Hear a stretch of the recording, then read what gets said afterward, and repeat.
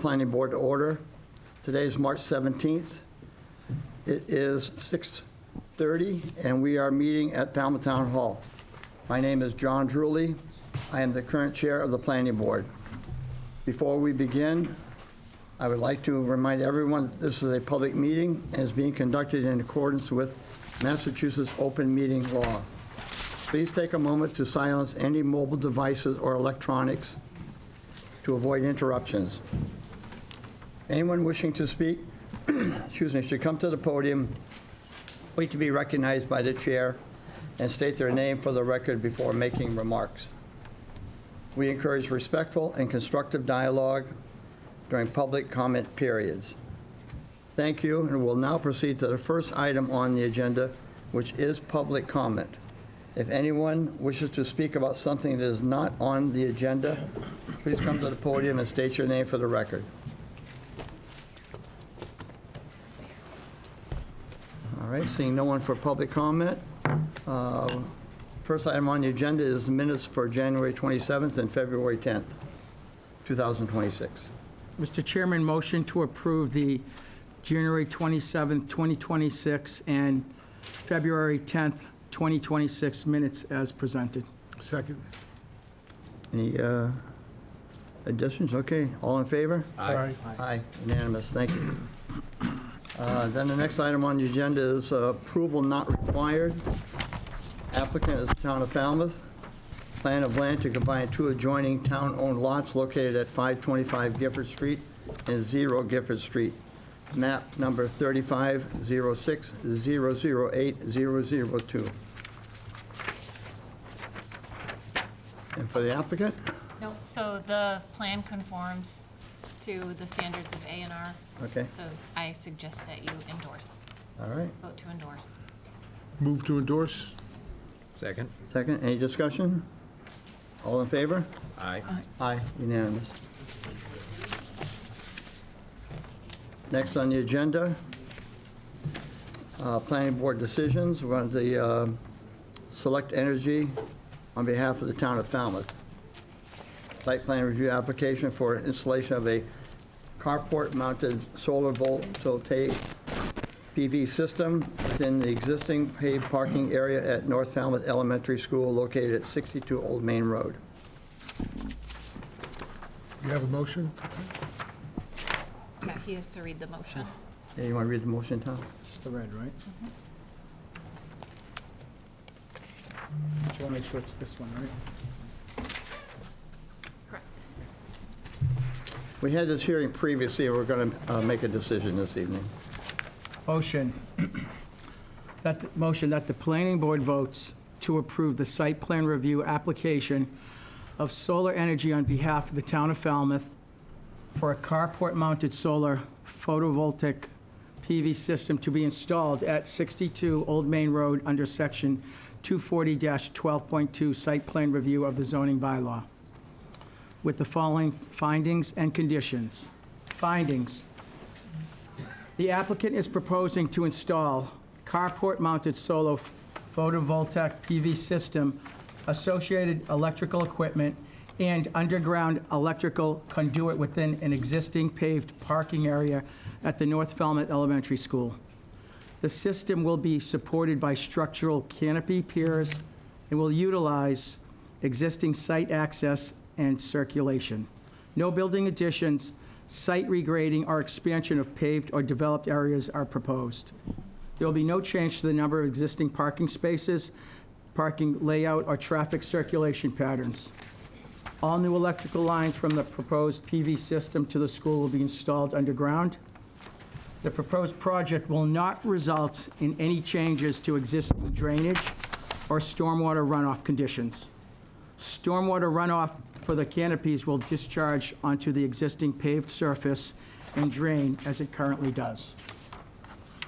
The existing lighting in the parking lot will be removed, and new lighting will be installed on the bottom side of the carport structure to shine down onto the parking area. Next page. The Town of Falmouth departments have reviewed and commented on the above-mentioned application, and the planning board finds that the applicant has adequately addressed the comments. The board finds that the information provided by the applicant conforms to all of the requirements of Section 240-12.2 of the zoning bylaw. Conditions. Number one, the plan shall be constructed as approved. Any changes shall be reviewed by the planning board to determine if a modification of this decision is necessary. Number two, the project shall not cause erosion to or sedimentation into abutting properties or direct any stormwater runoff to public property, abutters, or public right-of-way.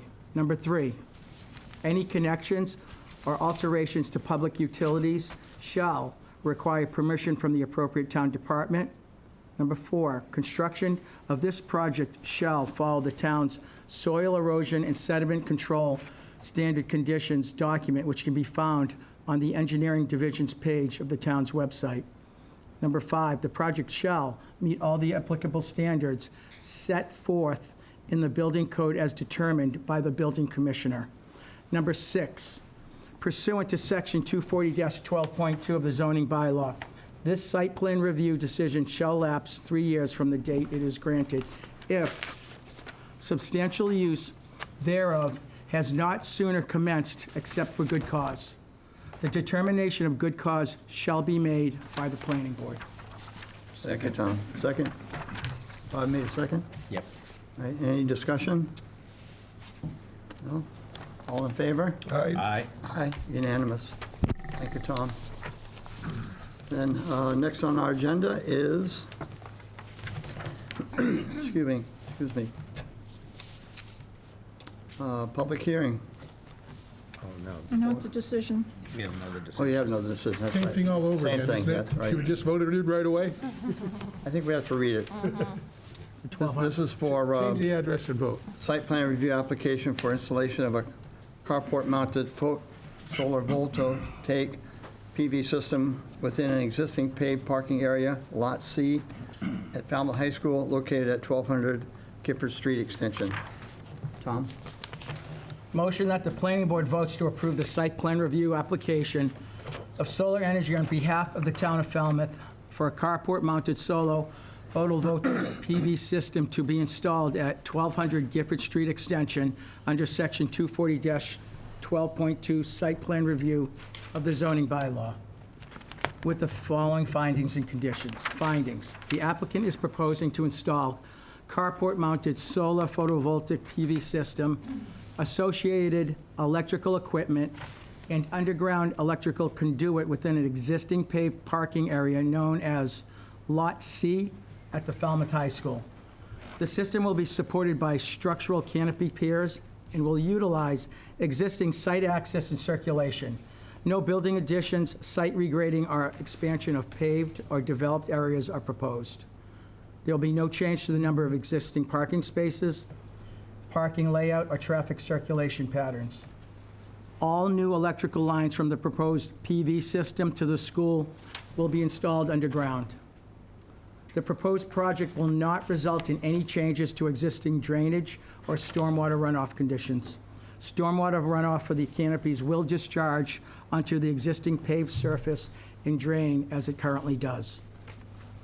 New lighting will be installed on the bottom side of the carport structure to shine down onto the parking area. Next page. The Town of Falmouth departments have reviewed and commented on the above-mentioned application, and the planning board finds that the applicant has adequately addressed comments. The board finds that the information provided by the applicant conforms to all the requirements of Section 240-12.2 of the zoning bylaw. Conditions: number one, the plan shall be constructed as approved. Any changes shall be reviewed by the planning board to determine if a modification of this decision is necessary. Number two, the project shall not cause erosion to or sedimentation into abutting properties or direct any stormwater runoff to public property, abutters, or public right-of-way. Number three, any connections or alterations to public utilities shall require permission from the appropriate town department. Number four, construction of this project shall follow the town's soil erosion and sediment control standard conditions document, which can be found on the Engineering Division's page of the town's website. Number 5, the project shall meet all applicable standards set forth in the building code as determined by the building commissioner. Number 6, pursuant to Section 240-12.2 of the zoning bylaw, this site plan review decision shall lapse 3 years from the date it is granted if substantial use thereof has not sooner commenced except for good cause. The determination of good cause shall be made by the planning board. Thank you. Second? Second? Thank you. Any discussion? Really good projects, both of them, for the town of Falmouth. All in favor? Aye. Aye, unanimous. Thank you, Tom. And our next public hearing is a continuation.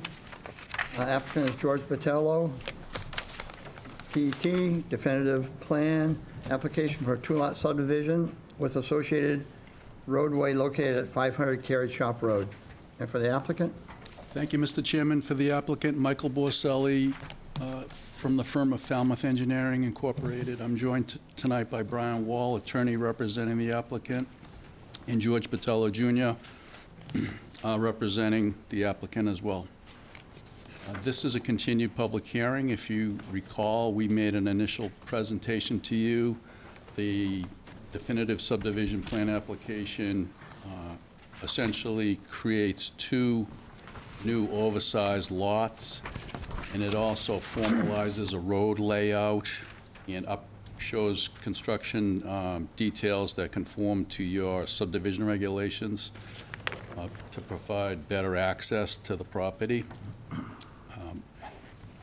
You may recall that the Falmouth Engineering Department issued a referral with a series of comments. We made the revisions that were within, we made the majority of the revisions that they recommended in the initial referral to you. We submitted the revised plans with a cover letter outlining the changes that we made.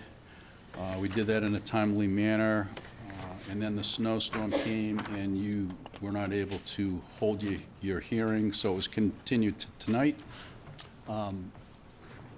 There was a subsequent referral back from the engineering department responding to our revised plans. And there were a few more outstanding items. We met with your staff to go over those. We met with your staff on 2 or 3 occasions, if I remember. And we worked out, I think, the remaining details. We made some final revisions to the plans, submitted those.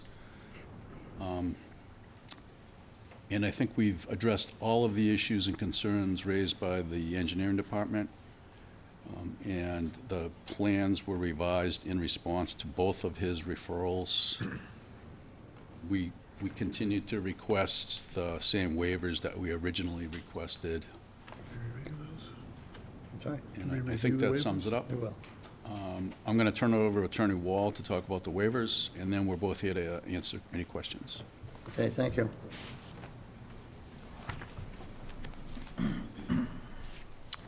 Good evening, members of the board. For the record, my name is Brian Wall. I'm an attorney. I have an office in Sandwich. And as Mr. Borselli says, I represent the applicant tonight. In the letter that we submitted with the initial application, we are requesting 4 waivers. The first 2 I would submit to you are rather technical matters.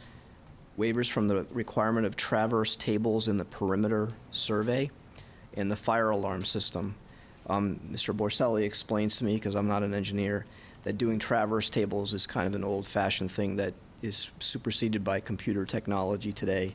And the fire alarm system, we've kind of moved on from the, the call box systems. The town engineer has recommended that both of those be waived. The other 2 that we're asking for are from sidewalks, grass plots, and street trees, and street lights. And we would submit to you that, first of all, the board has tremendous authority and broad discretion to waive requirements when it's in the public interest.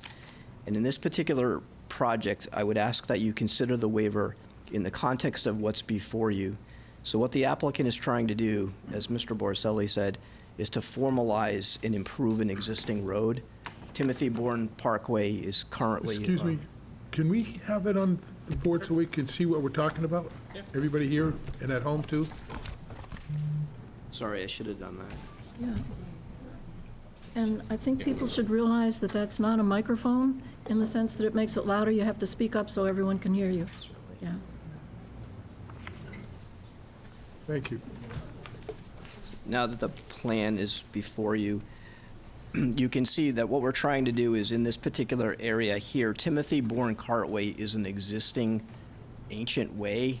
It's currently used by Mr. Bortella to provide access to this parcel here, which is not part of the subdivision, but it's currently used as a contractor's yard. And the access is adequate for his trucks and other vehicles that are going in and out of there for the contractor's yard purposes. But we don't know whether the dirt road would be sufficient for future development of these parcels. There's currently no plans for Lot A or B, but what Mr. Botello is trying to do is improve this road here to formalize it while he has control of all the parcels around it and to make some possible future possibilities. And that's why we're asking for the waiver of the sidewalks and the streetlights, because there's currently no plans to develop Lot A and B. And we did mention this the last time, and Mr. Fox actually had a question. Future development will likely require coming back. There could be some limited A&Rs, but any other kind of development will have to come back before you, and we would submit to you it would be appropriate at that time to see what that development ultimately might be, and then condition that appropriately.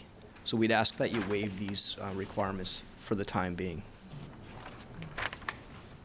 And we're happy to answer any questions, Mr. Borselli and I, or Mr. Botello. Okay. All right. Any questions from the board members? Not on that. Is this a private, I'm sorry. I just want to make sure that the notation that they, if there is further development, that we would reconsider the two waivers. I don't think we need it for this. We But could if- put it as a condition. Yeah, that it would, so it's there when they look for it in the future, 10 years from now. Right, certainly. You good, Tom? Melinda, did you find out today from the water department? So I have not been able to reach them, but we did look at past plans, and it was laid out the same way. How far past? What's that? How far back did you? The most recent one that we approved, Were they allowed the water main to go on the side of the road? right? Correct. We looked. Yep. Your most recent subdivision, they had water main on the side, drainage in the middle of the road. Which one was that, Jed? Sail Away. Sail Away Lane 40B to and Lewis Street. Brickton Road? No, it's not Subdivision. the 40. It's the, it was off of Lewis Street, off of Lewis Street, yeah, Acapesket. okay. 11 lots. Okay. We can look back at others if you want us to. Just Yeah, because, I mean, I'll ask the applicant why you want to put the water down the side of the road and not the middle of the road, and also why are you setting the drainage up in the middle of the road? To me, that's unusual. All right, so I'll start with the drainage. The drainage was originally not in the center of the road. We actually had the catch basins on the road and piped it off to the side into drainage structures that would require drainage easements. Your own town engineer made a recommendation that we not do that and that we put the drainage inside the road layout.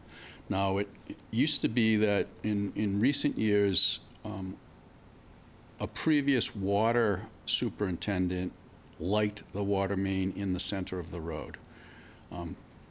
Prior to him, it used to be on the shoulder of the road. In fact, your typical cross-sections in your regulations still show it that way. That was never changed. The most current water superintendent seems to have gone back to that way. So Okay. that opened up the area under the road to be available for drainage, as recommended by the planning, by the engineering department, and it eliminated the need to encumber any land with drainage easements. So that's how we got to that place. Okay, thank you, I appreciate that. And did we get the final engineering report? Nope, he has not been able to review the revised plans yet. So we can't go much further with this until we get that? You can, it's up to the board to decide whether or not you want to have us draft a motion for the next meeting contingent upon that the engineering referral comes back with no issues. Or if you want to continue it to another meeting for the referral, it's up to you which way you want to go. I have a question. Do you think the engineering comments could be dealt with administratively? Well, we met with the staff, we met with the applicant and went over the engineering comments, and they have, and I looked at the revised plans, and it seems that they have addressed most of the comments from engineering that were engineering's purview, more, say, not the waivers and all of those things that you guys have to decide on. But I mean, again, it's up to you, but we can not have you read it at the next meeting if there's any huge issues. But we can certainly draft a motion for the next meeting, and you can read it if there aren't any issues. That's a good idea. Bob? Yeah, and if we're going to waive the street trees and street lights, could we require that there be a significant tree on the property and not alongside the road? And for street lights, have a driveway light, a lamp light for every house, like we've required of others? So that will be upon further subdivision, not at this Not at this time? stage? Yeah. Even though there are defined lots at this point? I don't think they have Yes, driveways. as there's only two, and they're asking to waive all of those requirements now. So when they come back for future development, if there are, where there could be many lots, then they would address the street trees and the street lights. And you could make those comments then and say what you would like to see. Okay. Charlotte? I think that the recommendation that we get a draft for next meeting is really very practical, and we can see then what became of the engineer's report, but it looks as if it would be ready, so that would be helpful to us and to the applicant. All right, thank you. Tom? To the applicant, have you had a chance to look at the engineering update as of today? That's what I figured, okay. So I don't really have an issue either with having a draft. But what I would like to, discussing the sidewalk and the street, the street lights, I think that I would like to see, if we approve this, to condition it that any future development from this would require a sidewalk and street lights. So if there's any further subdivision of this land, any further development other than, I don't have a problem with that, and it's a standard condition that if there's any change, they have to come back for a hearing on the new situation. Anyway, well, I'm just concerned that they obviously want to get to the parcel in the back. That's what the road is mainly for. And that could easily become a development of 40B with many, many homes or it's true. whatever. And most 40B applicants don't want to put streetlights in, they don't want to put sidewalks in. They use the same language, it's too expensive, it makes it unaffordable. But I think I'd like to have this as a condition, so that any future developer that maybe purchase, or if they develop themselves, it's already is a condition for any future. That makes sense. And whoever purchases land, if they do, they know ahead of time that it's going to be an expense that they should consider. That's how I feel about it. Yeah, I don't have a problem with that. You guys good with that? I was So, okay with just leaving the notes in the plan, but I don't object to your Right. position. so just two things, just to make sure no one in the public has any comments, and then you can close the hearing. And then direct staff to You draft a wanna say motion. something, Tom? Yeah, I'm sorry. Before, There's no microphones in here. Those are for FCTV, so for online. Speak up. Sorry. I mean, I yell at home, I just don't want to yell here. So what I was saying was, they should take public comment if there's anyone here for this application. And if not, then they need to close the public hearing for this specific application and then direct staff to draft a motion.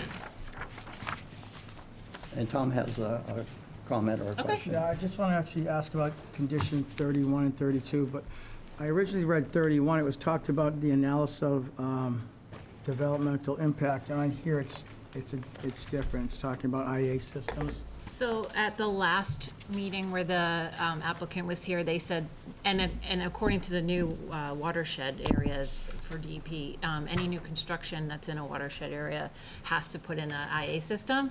So I'm assuming that going forward, we're gonna probably have to change that or modify that part of our regulations to specify if it's outside of a watershed area or look at it more. But for right now, that's gonna be taken care of. And originally, when I read it, it said bigger than 5 acres, there should be that analysis. What's the developmental impact? Can you tell me what that is? That is, I believe, is that for the soil and the nitrogen? That's the environmental impact. Yeah. Okay, all right. So they essentially have to analyze what the impact with developing these properties would be on the nitrogen loading and. Okay, all right, perfect. Yeah. All right. And then we'll wait on 32 for our natural resources. This will be sent out to them. So we talked to Chuck with Natural Resources, and he didn't have any comments. Okay. He just hasn't given that to us in writing. Okay. So All right, I think we're all set there. great, thank you.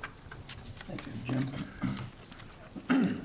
It's my understanding that it's really a moot point on whether we no longer decide whether we want to do D-night systems or anything. It's specified if they're in the zone where they need it, they have to do it. Yeah, we're gonna have to change our Yeah, okay. regulations. I just thought it was already decided and we're still talking about it. We should make that clear. Yeah, our Because regulations don't people get match. up and want to talk, it's a done deal. Yep. We all set then? Yeah. We need a motion, You have to close the hearing. close the hearing. Move to close? Second? All in favor? Aye. Aye. Yeah, oh, I should have asked, I didn't ask for public comment, I'm sorry. Oh, Is there any public We kinda comment did. for this? I thought you did. thanks. The applicant want to make any final statements? Okay. Then we'll close the hearing, and next And time we'll then have a Draft proposed motion for next time. decision. Okay, we need your seats.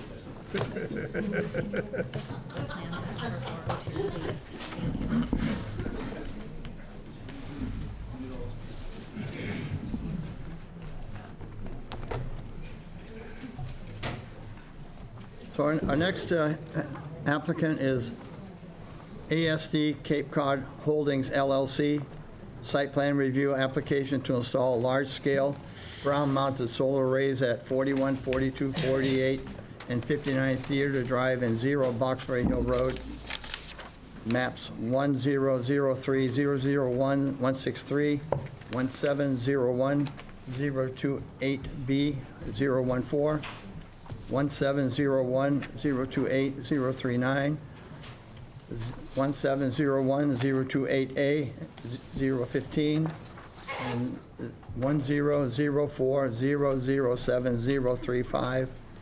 And the applicant has requested a continuance until March 31st, 2026. Move to continue to March Second. 24th. So they also have requested an extension deadline, or a decision deadline to March 27th.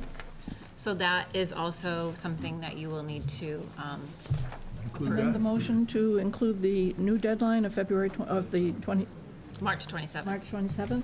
Second. All right, Tom, you Any don't. discussion? Just a question, Melinda. Yep. If we're going to have the hearing on the 24th, the decision by the 27th, is that to be voted by the 27th or written by the 27th? or- It's voted by the 27th, so right now, it's, the expectation is you'll have your draft motion for the next meeting, and you'll read it, and if you decide to make the motion at that meeting. If not, they'll have to get another, they'll either have to request another extension, and if they don't want to do that, because I believe it's at that point where I'm not sure if they can give more, or are willing to, then we'll have to figure out what the next steps are then, but. Okay. So, the last meeting, staff gave us proposed conditions. So I would like to have everybody think about any other conditions they may want to add, if there are any. so that we can have it ready for the next meeting. Good, thank you. So we're also working on composing the draft motion. We're pretty close to having it done. So you should have that in the next day or two, so you have enough time to look it over before the next meeting. So any other conditions any of us are thinking of, we should get to you? You should discuss them at the meeting first, and we can add them in at the meeting, because ours are just gonna be the standard and what's already been discussed and talked about.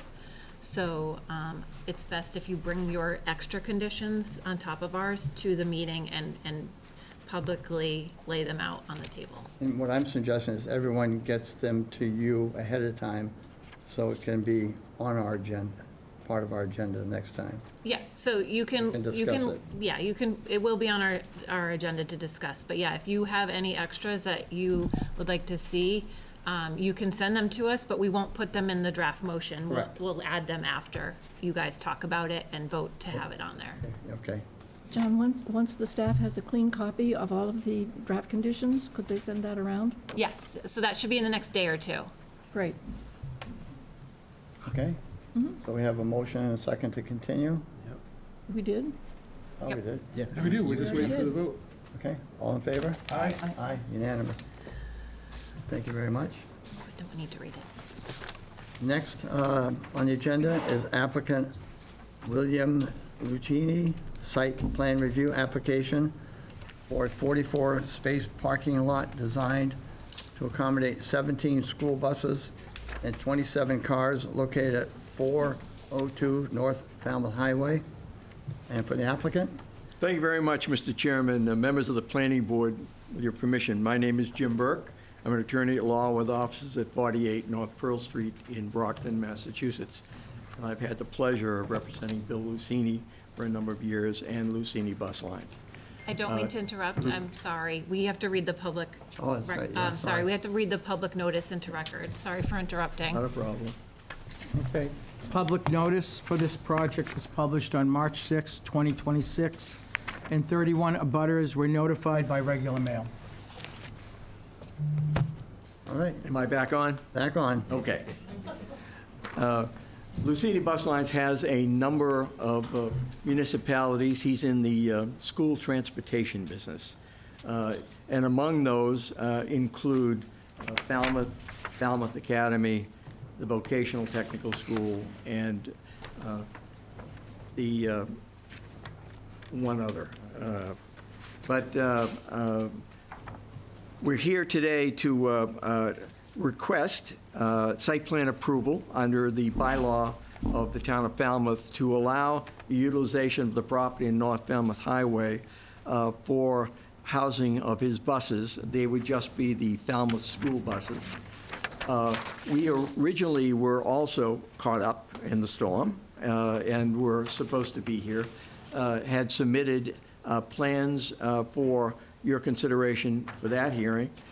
Because of the time delay, we received a number of comments from the town, and to be proactive, the engineering department attempted to provide some revisions for consideration, which I guess I'm told were a day late. Yes. But nonetheless, we'll be happy to discuss whatever you'd like to discuss this evening.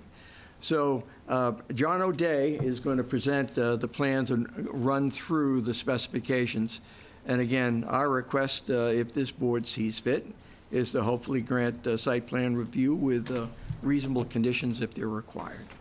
Thank you. Thank you.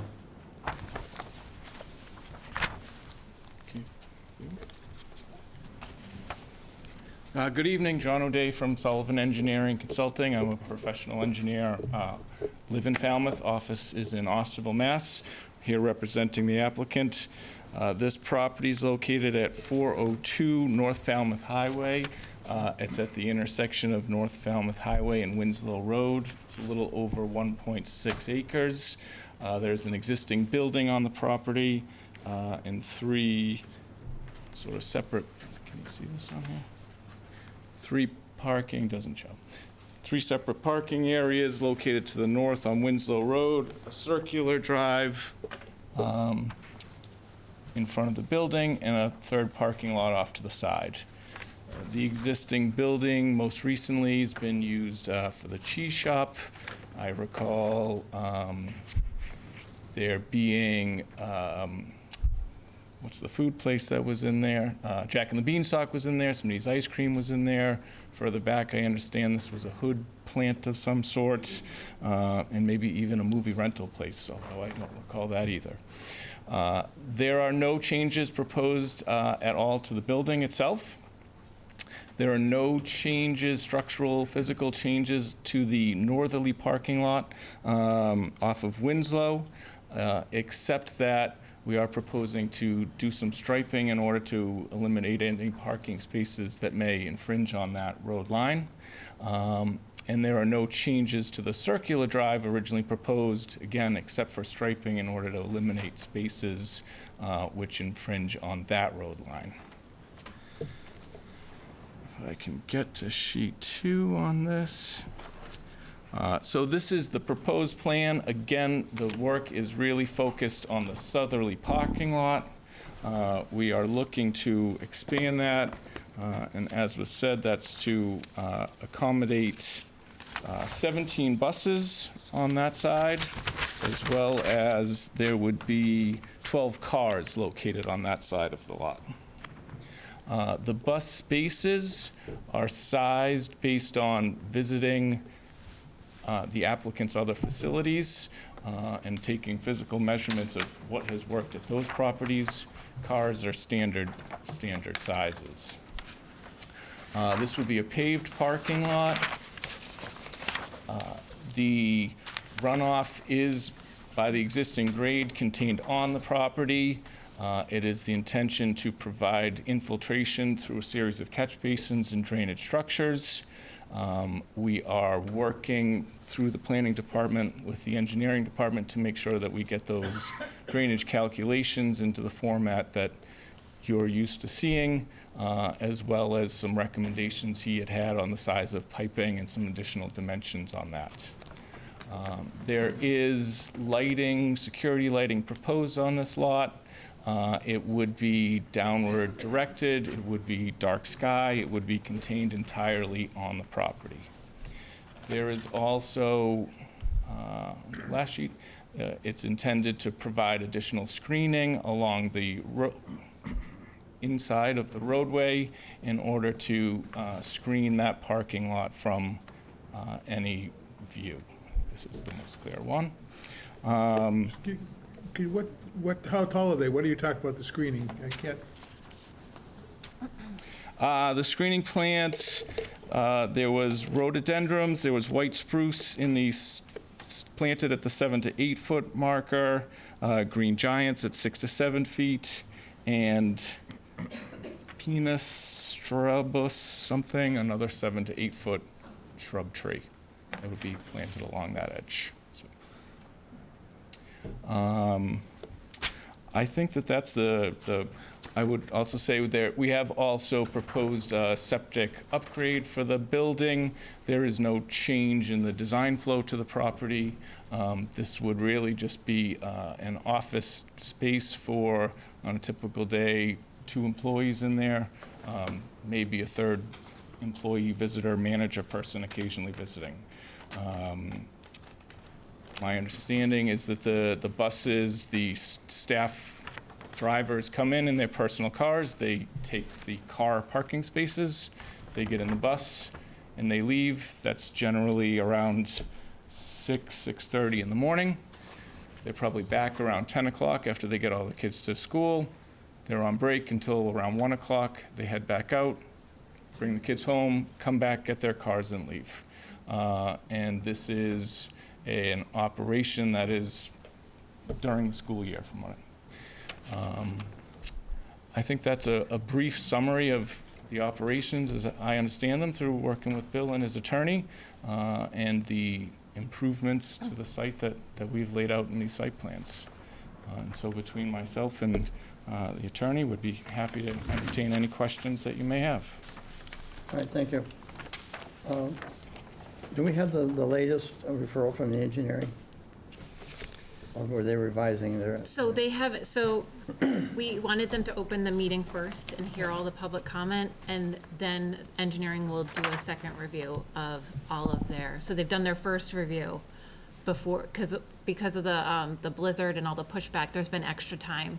So they already have revised their plans, but engineering has not yet commented on those because those aren't being presented tonight. The original plans are being presented because we weren't sure if you guys were going to have extra revisions besides what engineering wanted. Okay. I also just want to make a comment that the building commissioner has determined that this site is used for office and the bus parking is ancillary to that. So this is a site plan review application, which is for by right use. So you can condition it according to what the regulations in the bylaw say, with regarding to drainage, screening, lighting, and landscaping, and all of those things. So it sounds like it's something that we cannot deny. We're just going to condition. Typically with a site plan review, the only reason to deny it was if there was a defect in all of the submitted information, that they didn't submit everything that was required, and they have. All right. And planning staff comments, should I read these or into the record, or it's just? You can if you'd like. Okay. It's up to you. All right. Tom, do you mind reading them into the record? No, I'm not reading.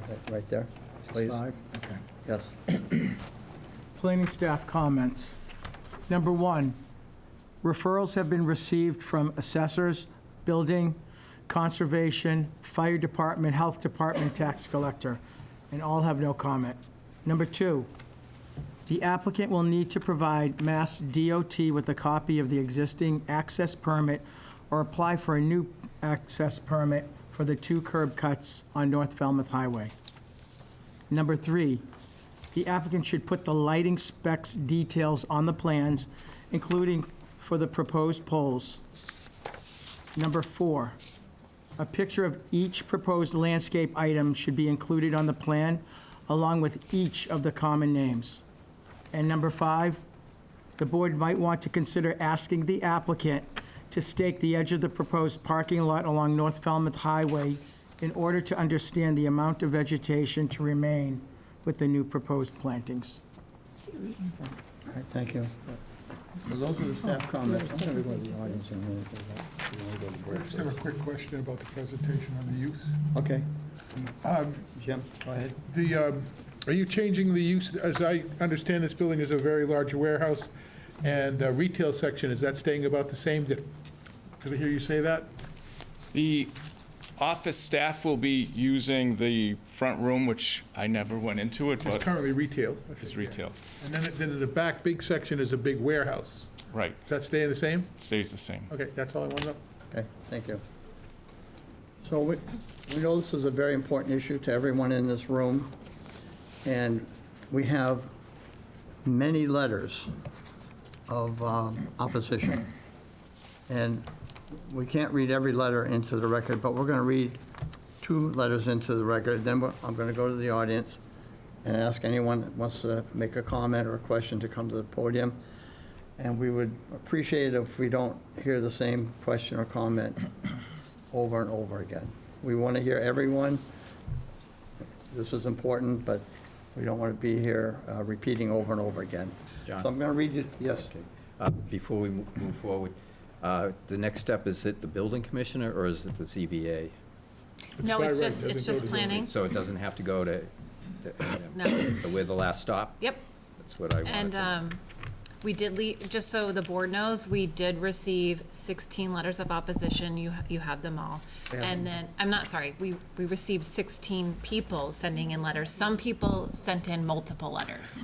So we have more than 16 actual emails. It's just from 16 people. So they're all there in your packet, and 2 of them are going to be read by Tom. I think Bob's point was important, though, that Yes. this is the last stop in town if you wish to oppose this, but it's not the last possible stop. There are other recourses that you can take outside of town.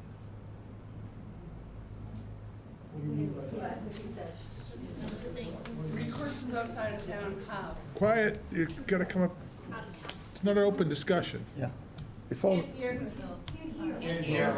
Oh, I'm sorry, I'm sorry. Can you stand up? Not under control, we shouldn't be doing it. Because this is a by right use, it's a B2 zone, and it's within the zoning provision that the town has. But if for some reason you disagree with it, you can take this to court. And you'd have to get lawyers to advise you on that. We can't, and I certainly can't. okay. Tom, would you read the two letters, please? Sure. First letter That needed is to be from said. Lilia Franton. Thank you. It's on the second page. Yep. Planning Board. Okay, here we go. My name is Lilia Franton, a Precinct 5 Town Meeting Representative. My husband and I live at 114 Old Main Road, North Falmouth Village, near Winslow Road. I'm writing on behalf of neighbors and community residents who oppose the proposed expansion of an existing parking lot located on North Falmouth Highway and nearby Winslow Road. Completely inappropriate to the neighborhood, the proposal reads, in quotes, "expanded parking lot," but actually goes far beyond that description. In fact, it is used to be as a bus depot for 17 school buses with 27 additional spaces for vehicles. This use brings with it far greater impact that can be tolerated in a residential area and rather belongs in a heavy industrial zone and an entirely different categorization. This no simple parking lot expansion, what, after all, is a bus depot? And what will it mean to the neighborhood and community and nearby historic district along North Falmouth Village's unique Old Main Road? A bus depot is a place for overnight storage, parking, and maintenance of heavy vehicles. But in this case, more detrimental to a residential neighborhood is its use for storing school buses with very noisy, very early morning startup times, idling, lights, noise, fumes from gas, diesel engines, and the increased early morning traffic of drivers arriving and then buses exiting. Both a disaster for this little corner of North Falmouth Village and the character input, hyenization on Falmouth itself, this proposal doesn't fit town bylaws and, if allowed, seems it has no precedent. While town zoning regulations along North Falmouth Highway and the adjacent Winslow Road is indeed zoned mixed use, residential, office, commercial, in reality, this site is a gentle mix of homes and community-friendly small shops and eateries and the quiet, natural sanctuary of the Shining Sea bike path on Winslow Road. A bus depot is completely out of character, despoiling more than a parking lot suggests on paper. Longtime and new residents here on North Falmouth Highway and adjacent Winslow Road would find their lives transformed by an unexpected nightmare, literally. No screening with bushes can change that. Allowing a bus depot truly an industrial use is not only completely unsuitable and detrimental to our neighborhood and community, it does not fit within the zoning regulations. For so many reasons, from preserving and protecting the quality of life and well-being of a community to following town regulations and precedents, we believe the planning board as well as the zoning board must disallow this proposal. Thank you for listening. Sincerely, Lilia Franton, organizer of the North Falmouth Village Association's Pedestrian and Street Safety Teamster. All right, thank you, Tom. The next letter. Okay? Next letter is from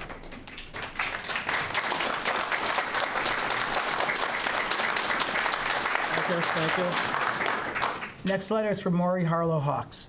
Dear Planning Board members, we are writing in opposition of the proposed commercial school bus and automobile parking at 402 North Falmouth Highway. This proposal appears to be a change of use from a retail cheese shop to a commercial parking lot.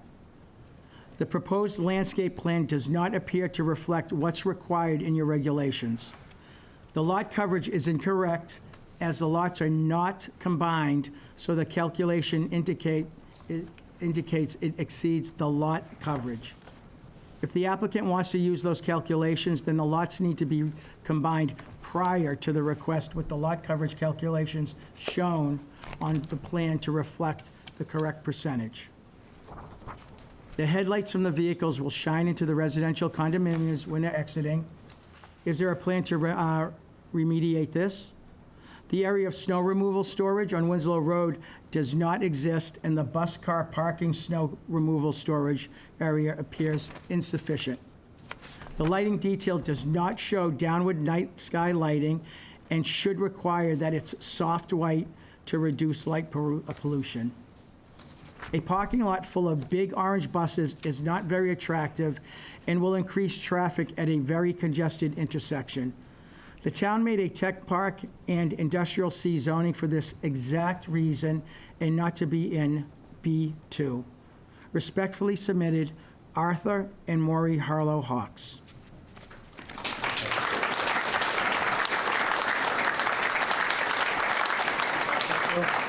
Thank you. Melinda, when we started, you mentioned that the building commission made a determination, Yep, and that determination was, that the use of the property is office and that the parking of the buses is ancillary to that.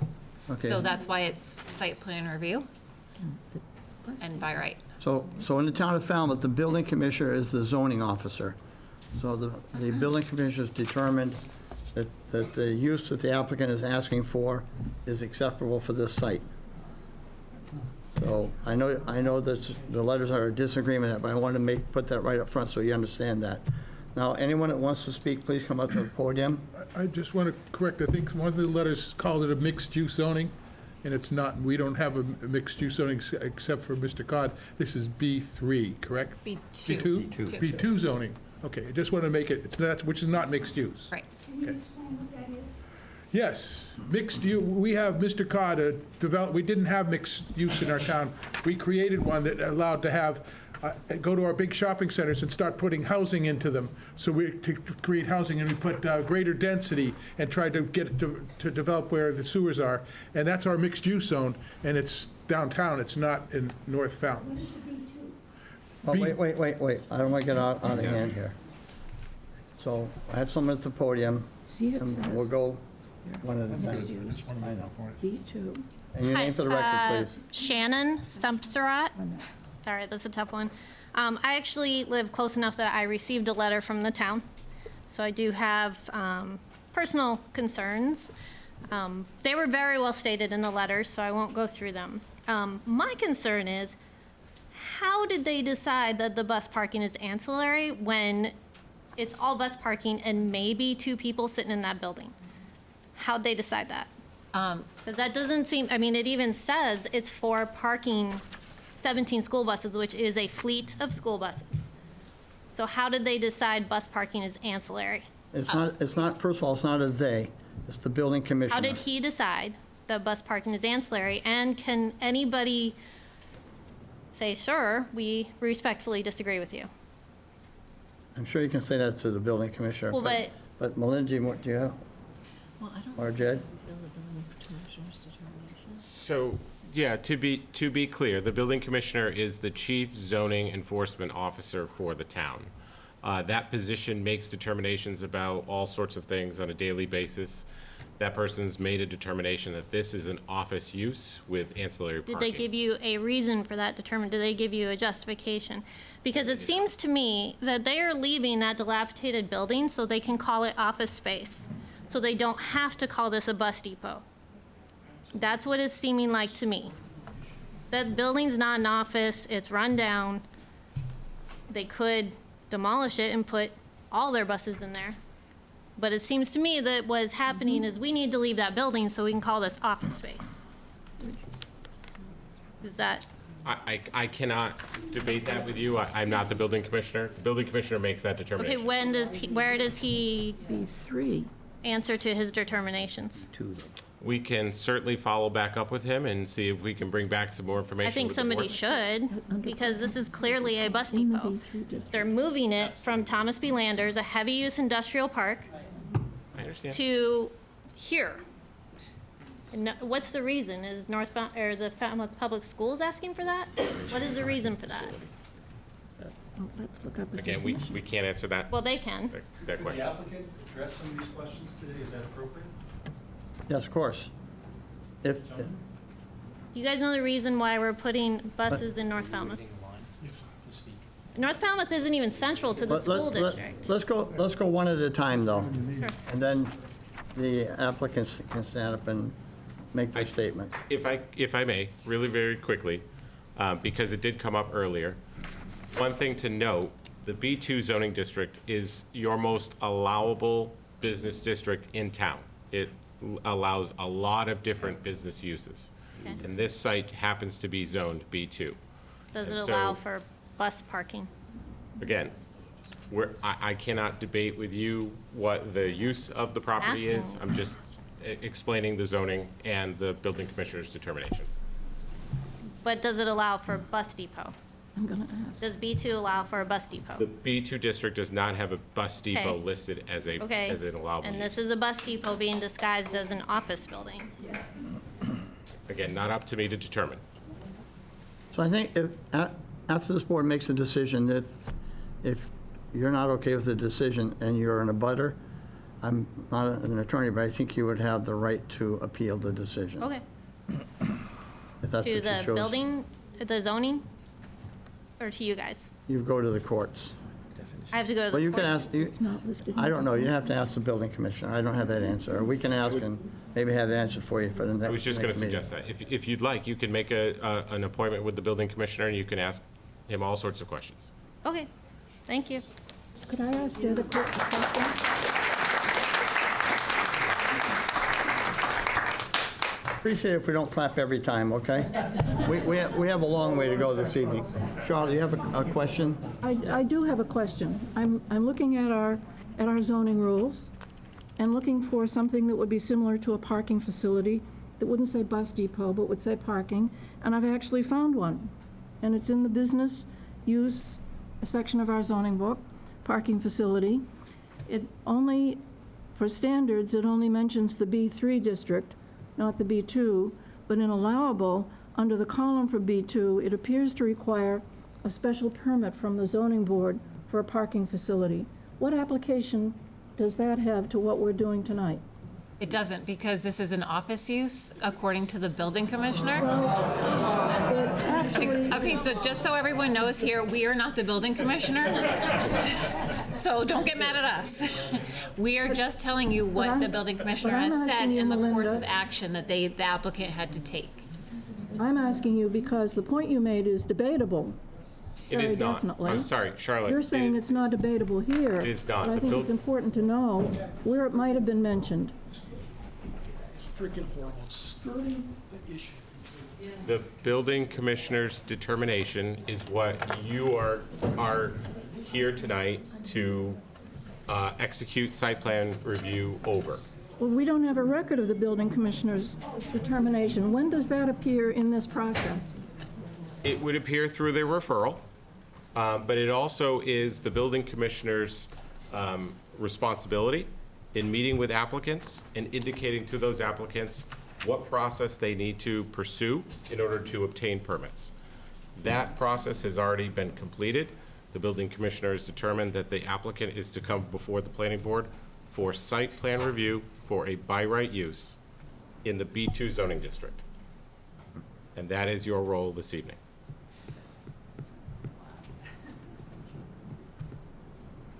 Yeah. Understand? Yeah, I do. yeah. Okay, yes, sir. My name's Patrick Bennett. I live directly in back of this proposed business.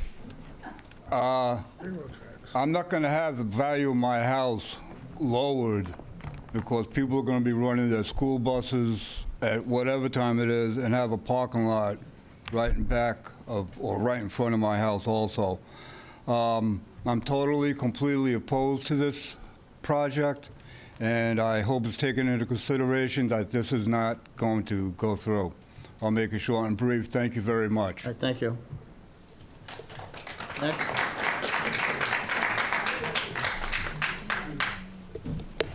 Hello, everyone. My name is John Moore. I live right here. Okay. First of all, I appreciate the opportunity to speak tonight. And I'm not here just for myself, but for my neighbors, especially the neighbors that live in the condominium right here, directly across the street from the site. When you speak, sir, please. My neighborhood is primary residential, and it's semi-rural in character. There's a bike path behind the proposed site. There is the Daily Brew, whose parking lot is very much welcome in our neighborhood, right? As was the Cheese Shop parking lot. The scale of the project, 44 parking spaces, including room for 17 buses, is not a small addition to our neighborhood. Not small. It is, effectively, a bus depot. So let's call it what it actually is. It's a bus depot, and in such a small rural, semi-rural, I should say, neighborhood, it's a transportation hub. Okay? That raises several practical concerns. First is traffic and safety. 17 buses entering and leaving the site, likely at early and late hours, will significantly increase large vehicle traffic on roads designed mainly for residential use. Bus turning movements, visibility issues, increased congestion will affect the safety of residents, pedestrians, cyclists, and tourists. Second is noise, lighting, and air quality. Bus traffic and potential idling create noise and diesel emissions that will directly affect nearby homes. A parking facility of this size, a bus depot, will require lighting, large paved surfaces that will change the character of the area. Finally, there's a broader question of compatibility with our neighborhood. A project of this scale simply does not appear consistent with the residential nature of this part of Falmouth. For these reasons, I respectfully ask the Planning Board to carefully consider whether or not this is a feasible project or the proposal is appropriate. And I ask you to deny or substantially reconsider the application that's as currently proposed. Thank you. I'm Doug Brown. I live at 199 Old Main Road. I'm not in a butter, but I live right around the corner. I drive by here every day. And when I first saw this on your agenda, I was very surprised because to me this seems like an industrial use. I know that these buses are typically parked in the industrial park, and that seems appropriate. I know one time a bus driver tried to park one in a residential neighborhood in East Falmouth, and it was so loud, and it was very disruptive, and it got quickly moved out. So I hope that you guys think about the level of noise and the early morning that these guys are going to be starting up these buses, because it was sometimes 4:30. You know, sometimes these buses serve other areas, and they do those routes before they come back to Falmouth. So I hope you use your ability to consider this project and all the public comment and the turnout that's here. You're an elected board. You can do whatever you want, whatever you think is right. So that's my comment. Thank you. Thank you. Good evening. My name is Cynthia Bourget. I'm an attorney in North Falmouth, and approximately 10 years ago, I applied before the planning board for basically a special permit. We were granted a special permit because we have a mixed-use zone on Old Main Road. We're at 194 Old Main Road. And I haven't read this application. I don't know everything, all the regulations that pertain here. But one of the things I want to tell you is that my husband and I, who own this property, have worked diligently for 10 years to be a part of the North Falmouth community. To bring our business to that community was not easy. We had to get a special permit. We spent a lot of money, but we did it, and we changed a mixed-use building in a B3 zone to a law office, and we still have residential apartments. And we went before the planning board, and we didn't get any extra parking spaces. We had to rearrange things, and I understand that it's not a matter of right in a B3 the way it is in a B2, but this is a ridiculous expansion of use, and it is not appropriate.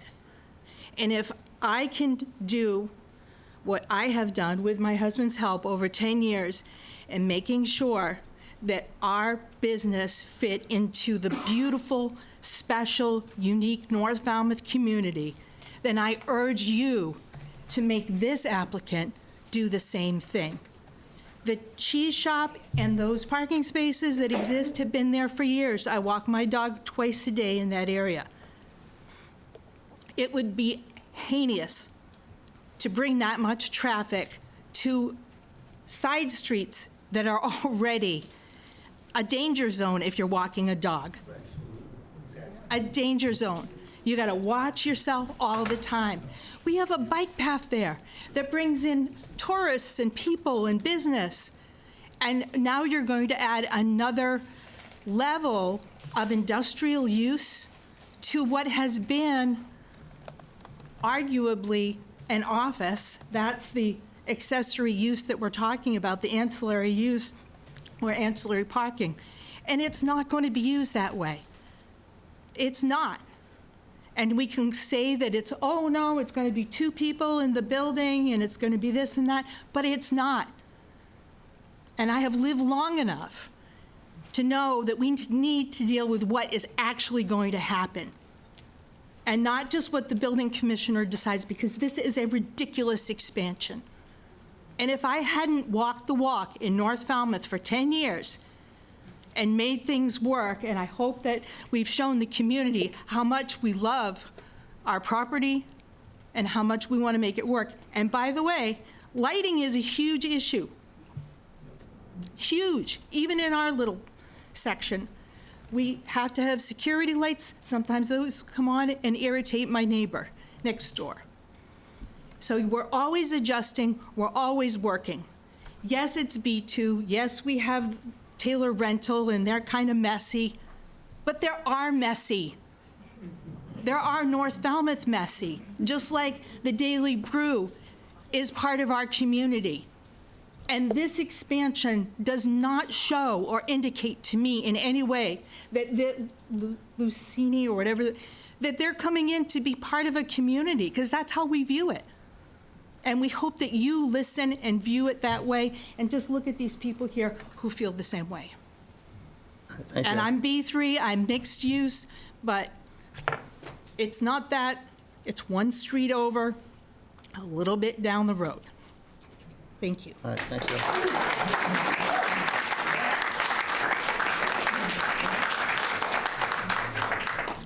I'm wondering if it's Lilia Franton, 114 Old Main Road, North Falmouth. I'm just wondering if we can have the building commissioner come in and have a public meeting with everyone. It seems to me that, you know, being a commissioner, I guess it has some, you know, importance, but I think the public input should also have come along with the building commissioner's decision with the applicant, but not with the input from the community. I'm very surprised that it's being done in such a, you know, a cursory way, but I don't think it's going to happen to be cursory. I think you can see we're not going to have this happen without our approval, and it ain't going to happen. Absolutely. All right, thank you.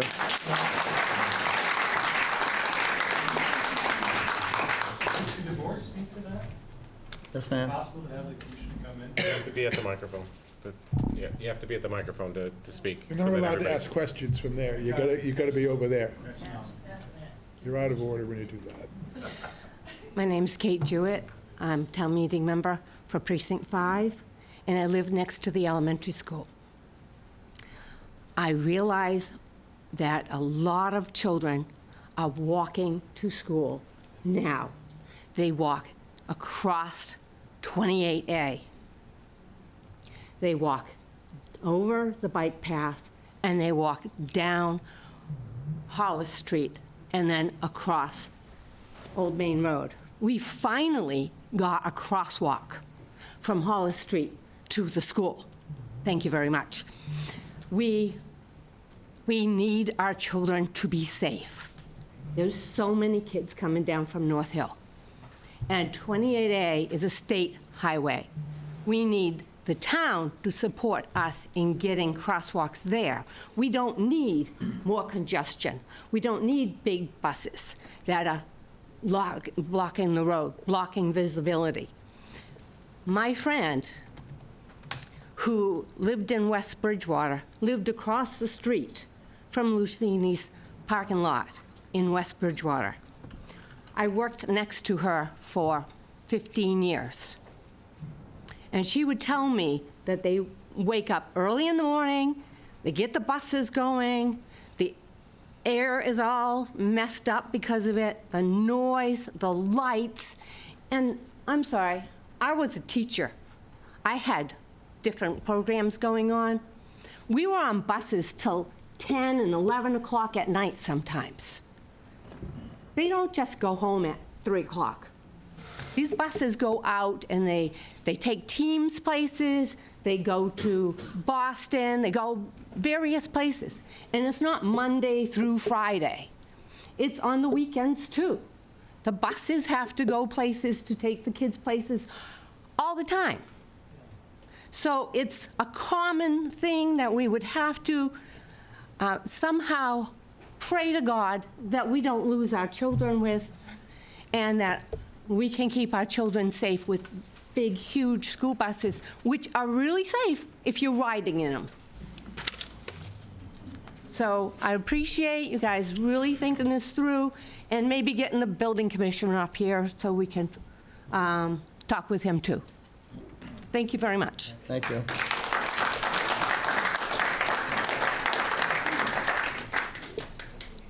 Hi, Paulette Heath. I had sent a letter in explaining my opposition.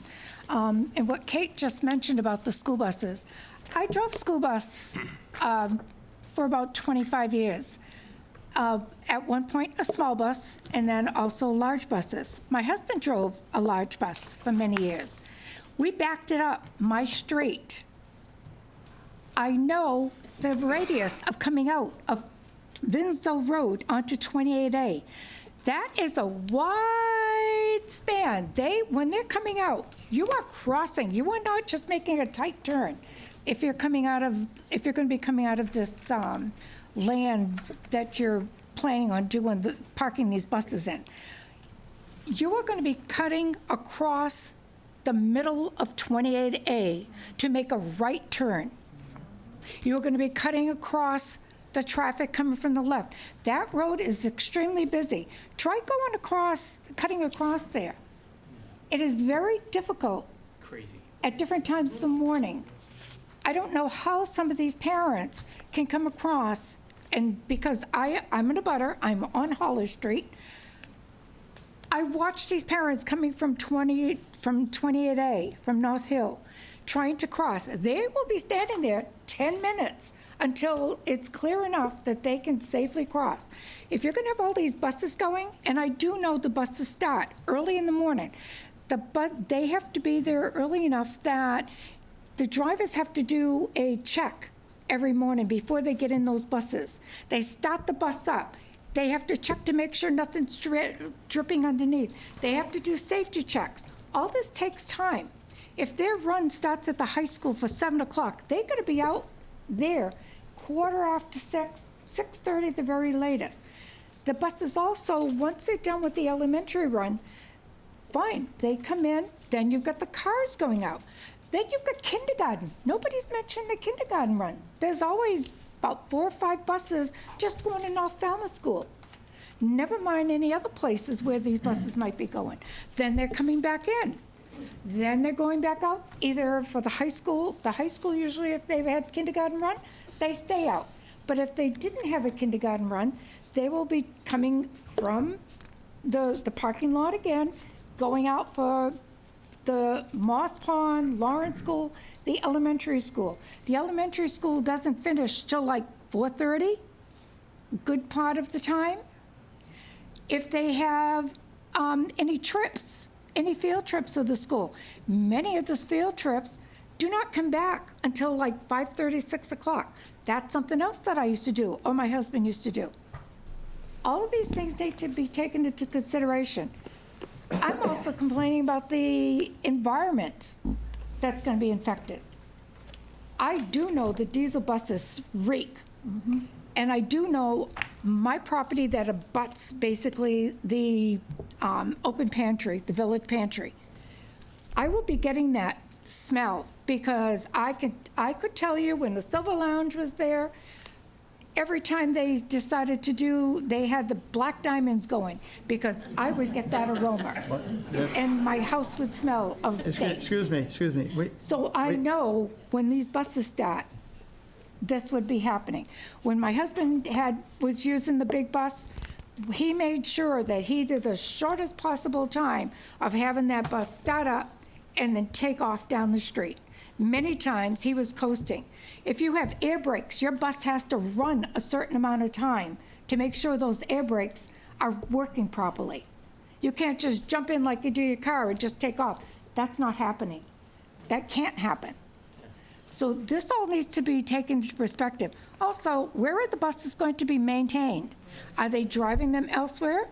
Buses get dirty. They get washed often. Where is this going? They're talking about drainage. There's really not much drainage in that yard, on that property. That area, at different points of time, I've been in the North Falmouth neighborhood since '66. That's a long time. That area is where, years ago, when my kids were little, there were blueberry patches in there. There were raspberry patches in there. We used to go and pick. I know that land. I know that property. It's gravel. It's dirt under there. That's not going to drain very easily.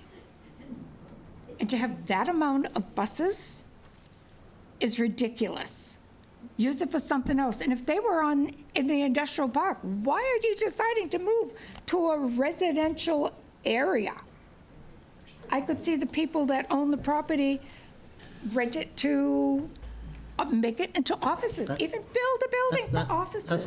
That's not before us, though. That's not before us. It's not set up for that? It's zoned for what they're asking to do. That's what the building commissioners determined. Okay, but this needs to be denied, big time. This is not safe. It is going to be a hazard. The Daily Brew already had complaints because of a lot of traffic. What is going to happen when the buses stop? All right, thank you very much. You're welcome. Very brief. Eileen Carno, North Hill, 26 Frederick B. Douglass.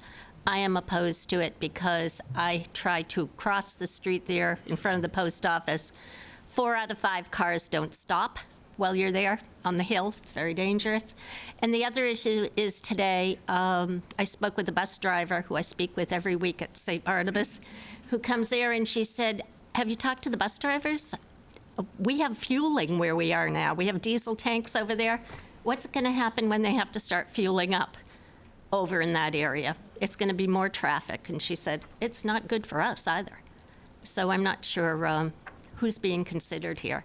But thank you very much. All right, thank you.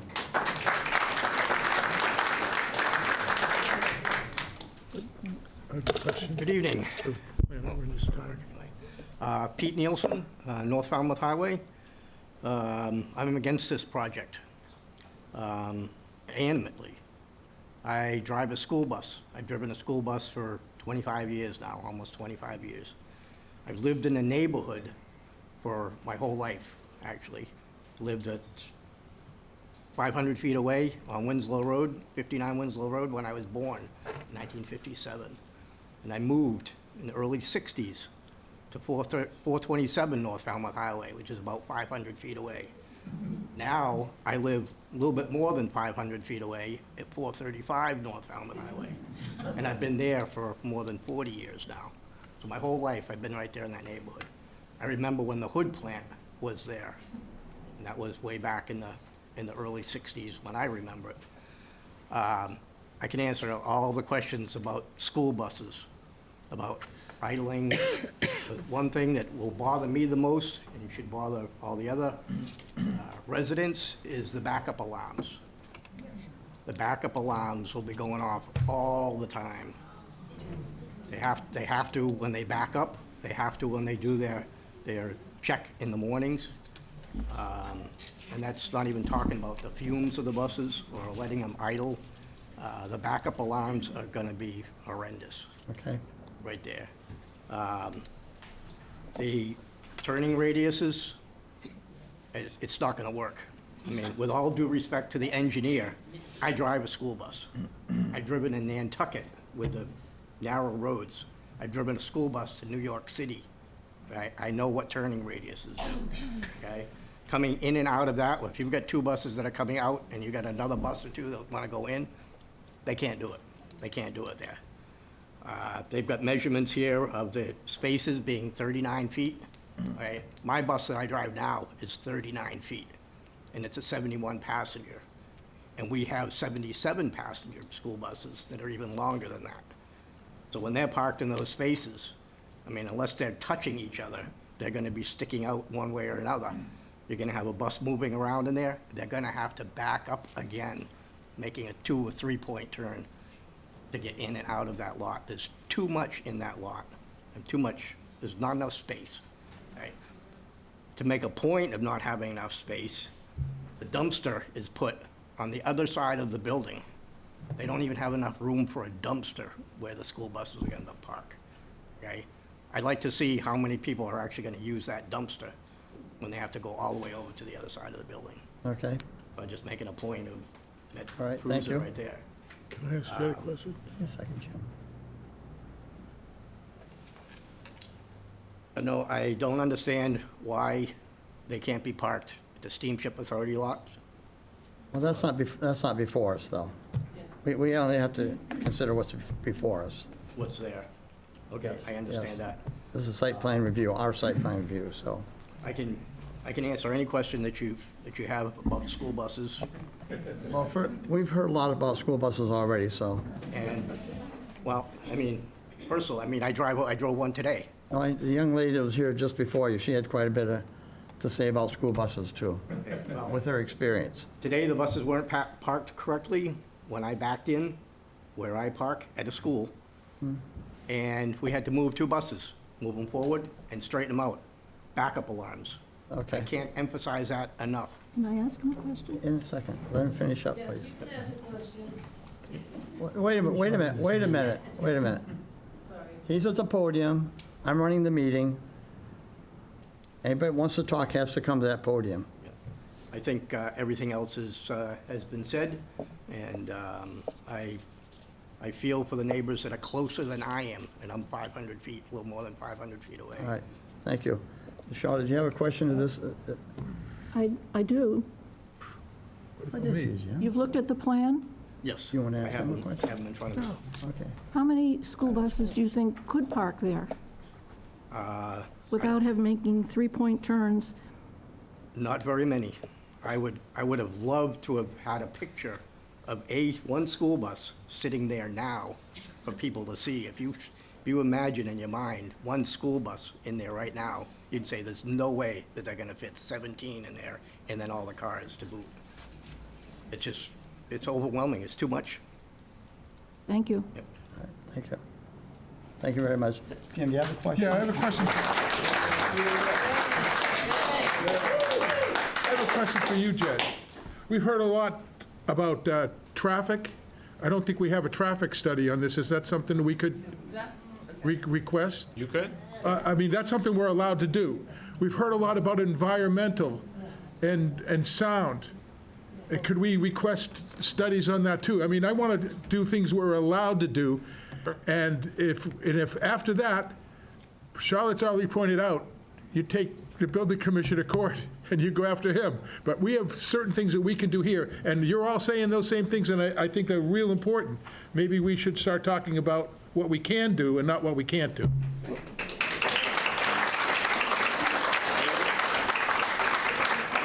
May I ask another question? Sure, Charlotte, go ahead. I'm surprised by the process where the building commissioner laid down an opinion before we ever looked at it. I'm surprised by that. Maybe I shouldn't have been, but I am.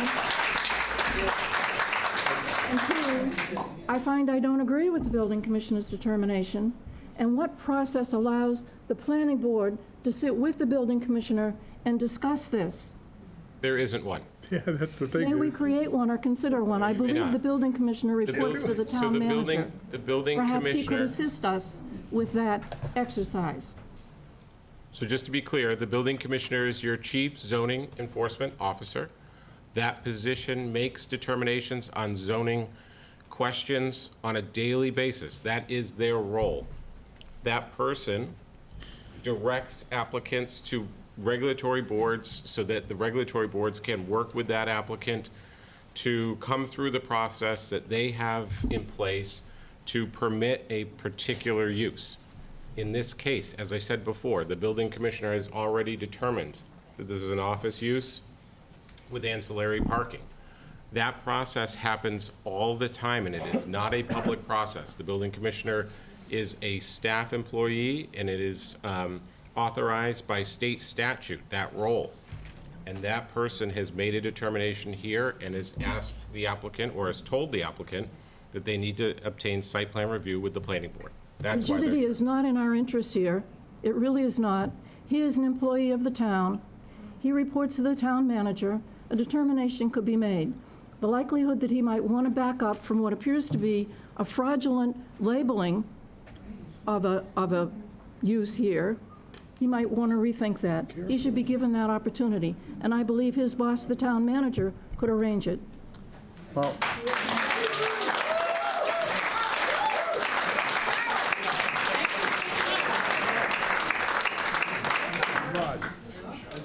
No, I said I believe that. well, just a second, please. I think that the building commissioner's decision can be appealed to the zoning board of appeals. When I was on the zoning board of appeals, that was part of what happened. And I think it's the abutters that make the appeal, but I'm not an attorney. I don't remember exactly how it was set up, but There must be a way. he can be appealed to the, in the past, they appealed it to the zoning board. His determination of zoning got appealed. Then we can ask on the plans that it's relabeled, not as an expansion of something. I'm not It should saying be that, labeled I'm not saying correctly. this board can appeal him. No, I'm not saying anything about appealing. I'm building on your point. And maybe We Jed can could ask find for out, relabeling. maybe Jed could find out for our next. Yeah, we could certainly look into it more carefully. My understanding is that you can appeal a determination of the building commissioner if you fail to obtain a building permit.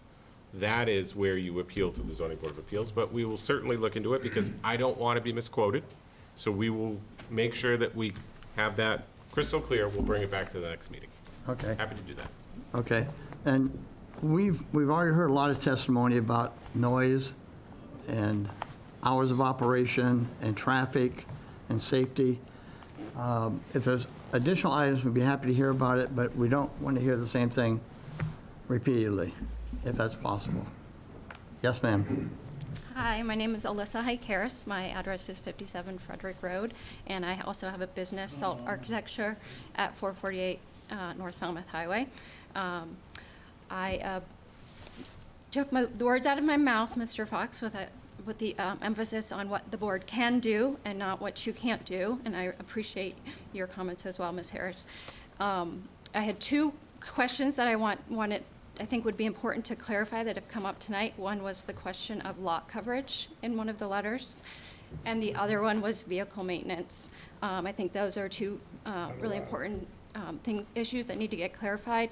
The vehicle maintenance is, I think, very pertinent to the office classification for use. And so I am opposed to this project for those reasons and others that have been stated tonight. But again, I really want to reemphasize, I appreciate the comments from the board about focusing on what you can do, not what you can't do. And I think that's really important to emphasize. Thank you. All right, thank you.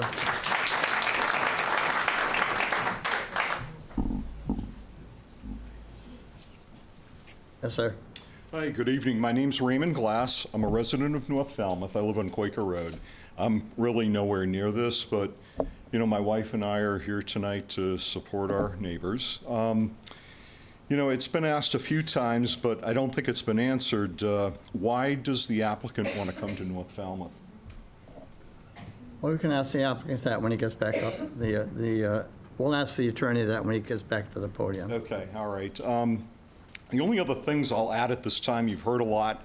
I've thought of many of the same things, but, You know, the other thing I would pose to the applicant is, would you like to live next to such a place? And if you would, then maybe you should proceed. If you wouldn't, please reconsider. I mean, you have to kind of understand or expect people's reactions to this. It's not a pleasant thing to live next to. That's all I have. Thank Okay. you. Thank you very much. Is there anything new? Just quickly, Joe Bernholz.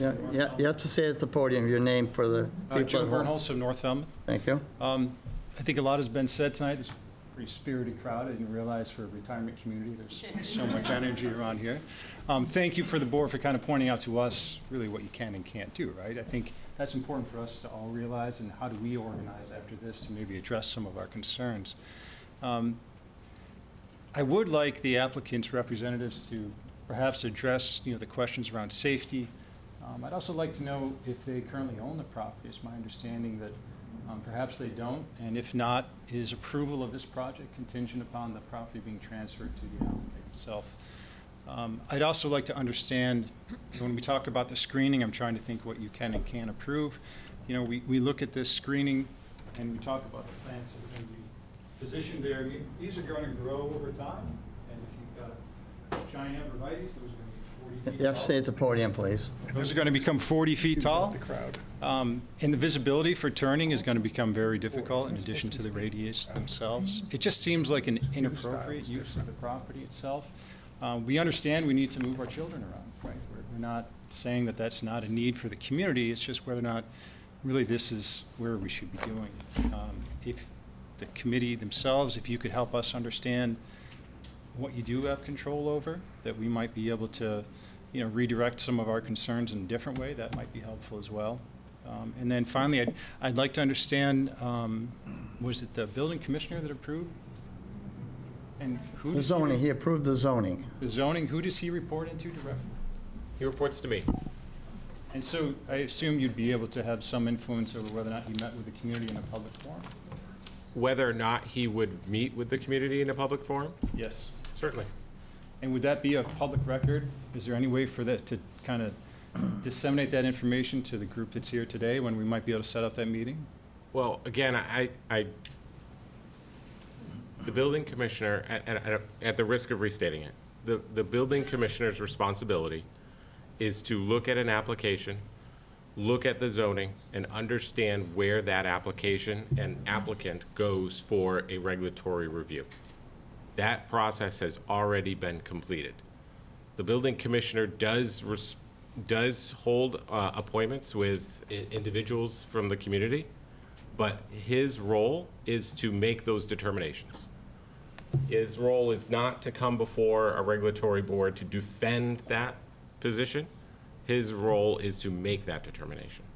Understood. I guess my concern is, we all make mistakes. We don't really know how this project was represented to the gentleman.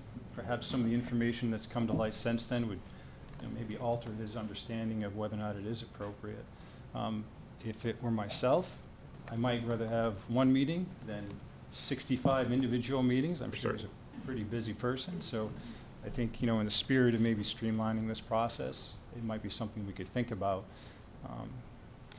I wouldn't want to leave here without an understanding of how to make that meeting happen. So can you help us understand, do you want 65 people leaving a message? Or is there a different mechanism that we can use to try to communicate with him our concerns, and maybe some of the details that we've heard tonight were left out from those initial conversations with the applicant? I think the building commissioner can watch the tape from this evening, and he can fully understand the concerns. So the tape will be on FCTV, it'll be on YouTube, and he can have the opportunity to watch it and understand what everyone had to say. And so the collected group here can understand, what is the next step this evening? It sounds as though you're hamstrung in a way, right? Your hands are tied a little bit in what you can do. After this meeting, what happens next? Well, at some point, we're going to condition this application. We're going to either approve it, deny it. If we approve it, we'll approve it with conditions. Or ask for additional information. Yes. I mean, particularly, we wrote a letter to the commission. One of my largest concerns is traffic safety, to be honest with you. I go by this area all times of day. We've seen buses try to turn left out of that parking lot or out of Winslow Road onto 28A. it's like the video game Frogger. You know, if someone doesn't stop for them, it's pretty dangerous. So there's a lot of concern there, not just to the environment or it doesn't look nice in North Falmouth. I think it's a serious traffic concern. And for pedestrians, for bicyclists, for people walking their dogs, the children that cross there every day. So I'm not really sure what angle, you know, how do we make it easier for you to help us navigate this? But I think you've heard the message tonight. And We hear it. thank you again for trying to help us through this. All right, thank you. Good evening. Thanks for this opportunity. My name's Tom Wagner. I live at Cobblestone Lane, which is right at the end of Winslow. Sir, I don't know, there's your name. I couldn't see it from where I was sitting. And your title is what? Community Development Director. Okay, great. I just wanted to check in on that. I'm not sure if you mentioned it or Melinda mentioned it, but did you say the traffic department reviewed this and checked off on it? No. You listed some people who had. You didn't have traffic in there? No. Okay.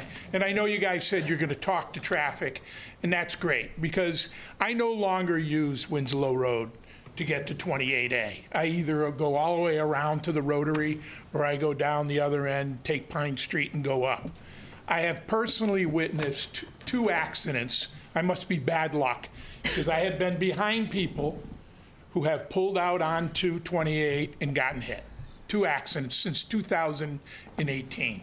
And I hear screeches all the time.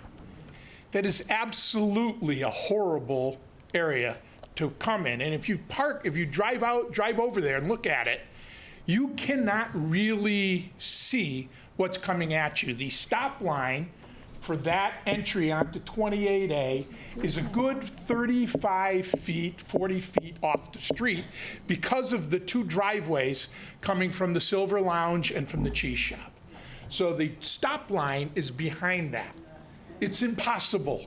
You have to pull up past the stop line by at least a car and a half. So whatever you're doing, if you could get I would think that it's in your purvey to get an opinion from somebody in the traffic department to say, hey, this is a great idea. Let's have school buses trying to do what a car can't do. Get onto 28A. So that's all I've got. I thank you for the time and good luck with this. One more thing to say. I live. Wait. I witnessed. Your name again, please? Kids waiting. And you have to speak into this microphone. Sorry? That's so people at Okay? home can hear you. We can all hear you in here. People at home can't. Oh, John Moore. I live right here. Sorry, I have a hearing disability. Just speak into the microphone. As I said, I live on the corner. I see children there. I see kids there. And I see those, I try to cross that street. I welcome the Silver Lounge coming in. When I try to cross that street, it is bad. And I have to ask kids, stay away from that road. I have to have them move back, right? I just can't imagine, looking at the traffic there. And I have one more thing. Those of you in this room who are supporting this or, working to make this happen, I'd like you to go home tonight and look out your front door and look across the street. Would you want a bus depot across the street from your home? That's all I have to say. Thank you. All right, thank you.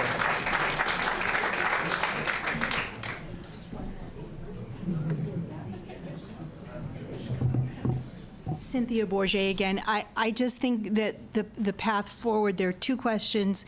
One is a legal question, and the decision of the building inspector as in his role as the decider of zoning, was that in error? Should a special permit, in fact, should have been pursued? I still think that question is unanswered. Charlotte Harris raised it, and I think it should be followed through. It's something I'm going to be looking at, and because there is a whole different ball of wax with that process. And then also the studies that you brought up, Mr. Fox, I just urge the planning board to bring those to play. That's our path forward at this point. More information is needed.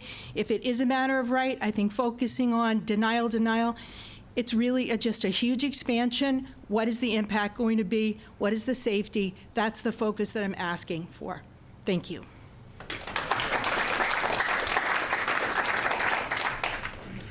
Can we discuss this for a while? Anybody else? You guys have Okay, then we're going to go to the board for questions or, go ahead, Jim. Well, the 2 points I brought up, I don't want to go to the town traffic study. I want to require a professional traffic study like we do on like we did on every other major development with outside consultants and bringing up some of these issues, the turning ratios, the safety, everything. And what I heard more than anything else is both noise with the bus starting up and, and the hours that they'll be hearing, and then the pollution level. I think if I lived in that neighborhood, I kind of like the smell of food sometimes, but I'm not sure I like diesel fuel. So I think that is a really big impact, and that is within our purview to talk about. And then I would just recommend there's another solution that's outside this board you all should be paying attention to. Okay, we can do what we can do. But do we have to vote? To the board. I'd like to move that we require a traffic study.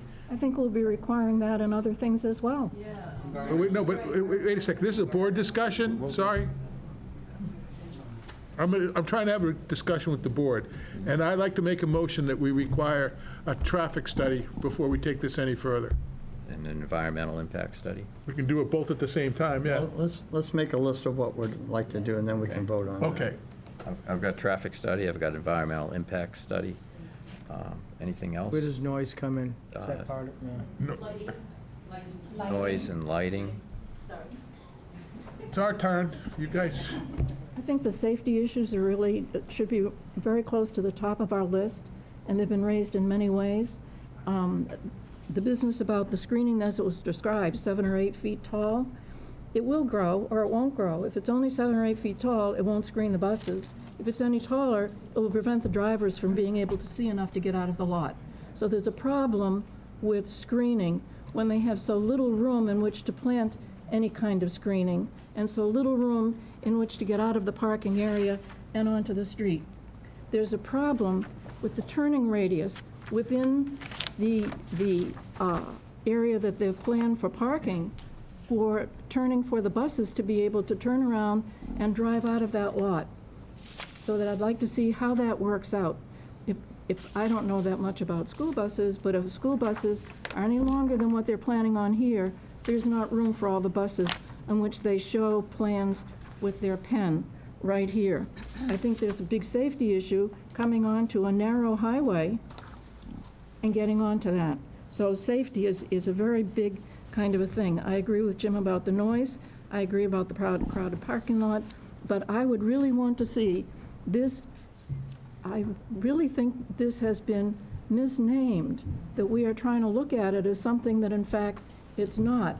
There's no apparent intention to use where they used to store all the food back there, the warehouse. Nope, nobody's going to be there that we know about, and only 2 people here.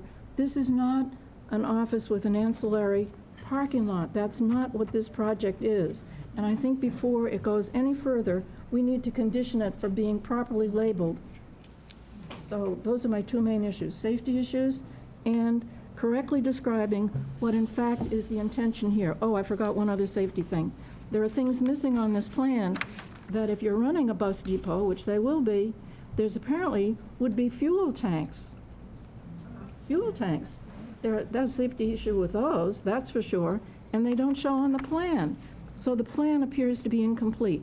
If they're going to be washing those buses, where are they going to get the water for that? How is that going to happen? And that's not indicated on the plans. I think the plans are mislabeled and incomplete. Bob, are you making a list, or? Yeah. Okay. Complete plans? Yep. Okay. I want to comment on it. I don't think we should allow them to wash the buses on the site. I don't think we should allow them to. I don't want to know how they're going to do it. Yeah. There would be all kinds of extra drainage. I don't think we can allow them to have fuel there. Yeah, I mean, it's a whole, they're a whole nother subject. I don't think we need to bring those up. They're just not allowed. But at the point they have to actually deal with it, they'll have to be more honest I in know, what they're I'm trying to presenting. keep with what's on the site plan, okay? And it's obvious those things aren't on the site plan, so they can't happen. And I'm just trying to keep it, Under our bylaw, we have requirements.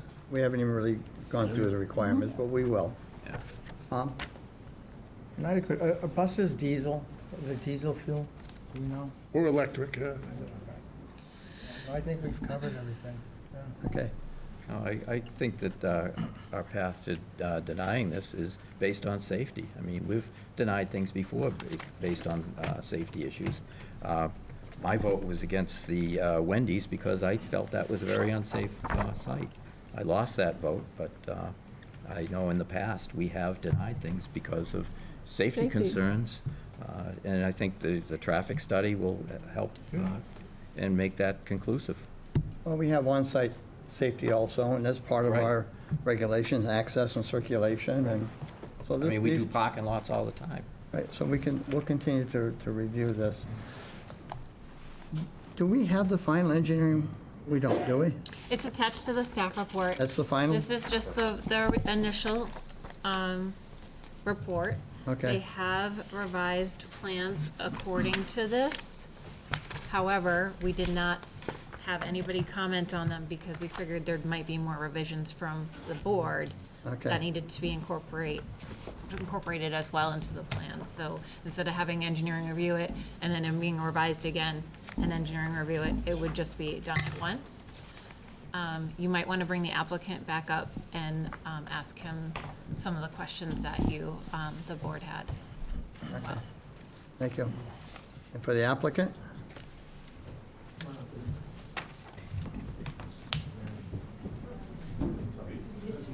We still have a restaurant to deal with. Well, I'm ready to see some community. Yes, Mr. Chairman. Mr. O'Dea will be here with me. Okay. What specifically is the question? Well, we're starting to make a list here. Do you propose to have a traffic study? We will have a traffic study prepared. Okay, an environmental impact with, I'm not exactly sure I understand well, what an environmental impact. You're dealing with fuel vehicles, you have oil that leaks, you have fuel leaks, you have anything that leaks out of a vehicle. Also, the air quality as a result of that many buses being on a small piece of land. Noise, I'm getting to that. Noise levels, lighting, let's see. I think they did mention lighting. They did say that they Yeah. were down lighting and dark Yeah. sky, so they had addressed that. Yeah.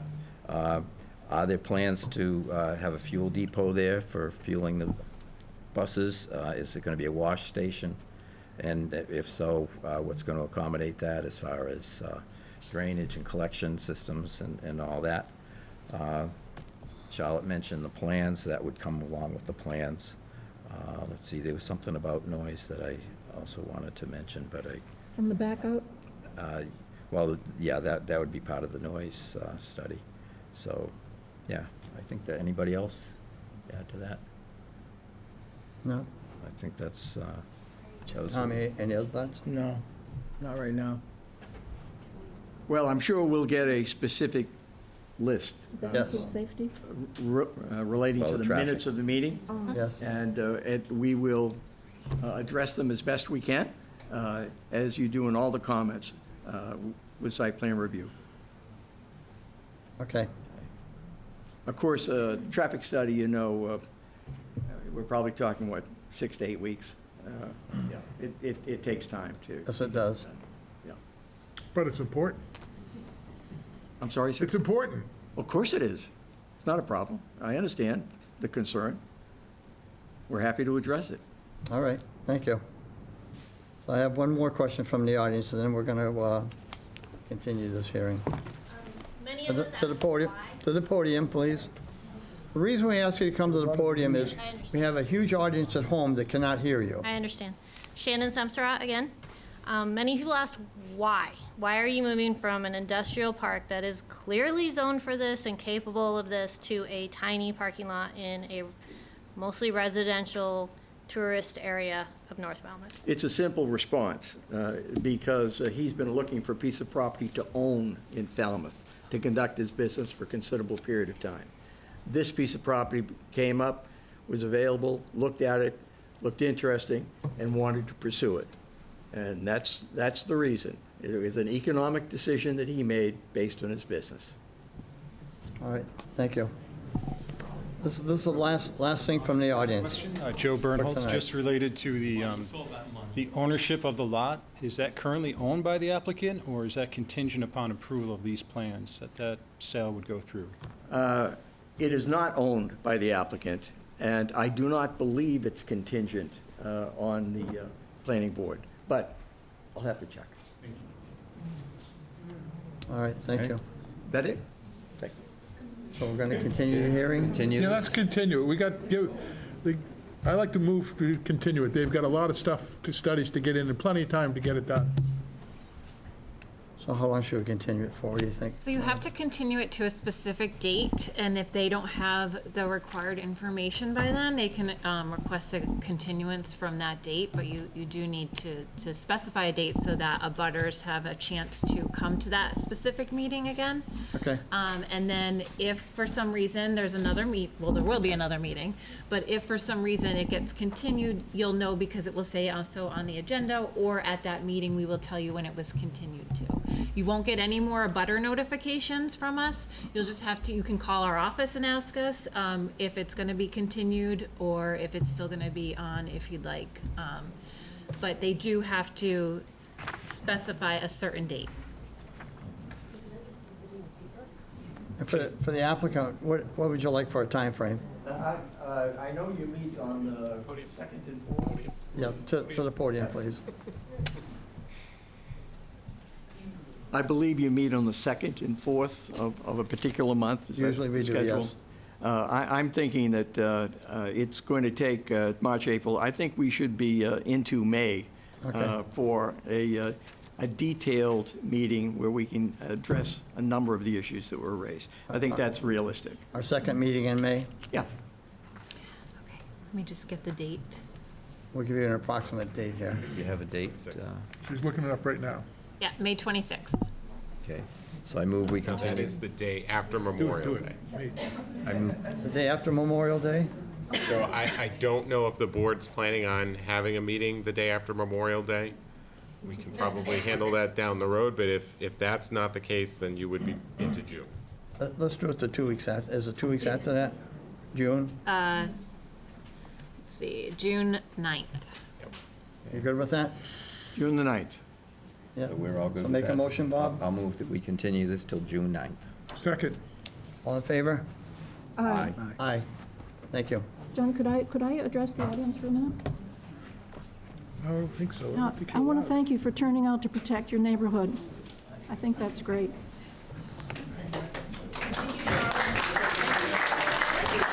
Can we have a recess? John, can we have a recess? A recess for what? You want to I have, request a recess. you want to have a snack? So- We need to do golf Of claps. course we have a recess. But you have to do it. Okay.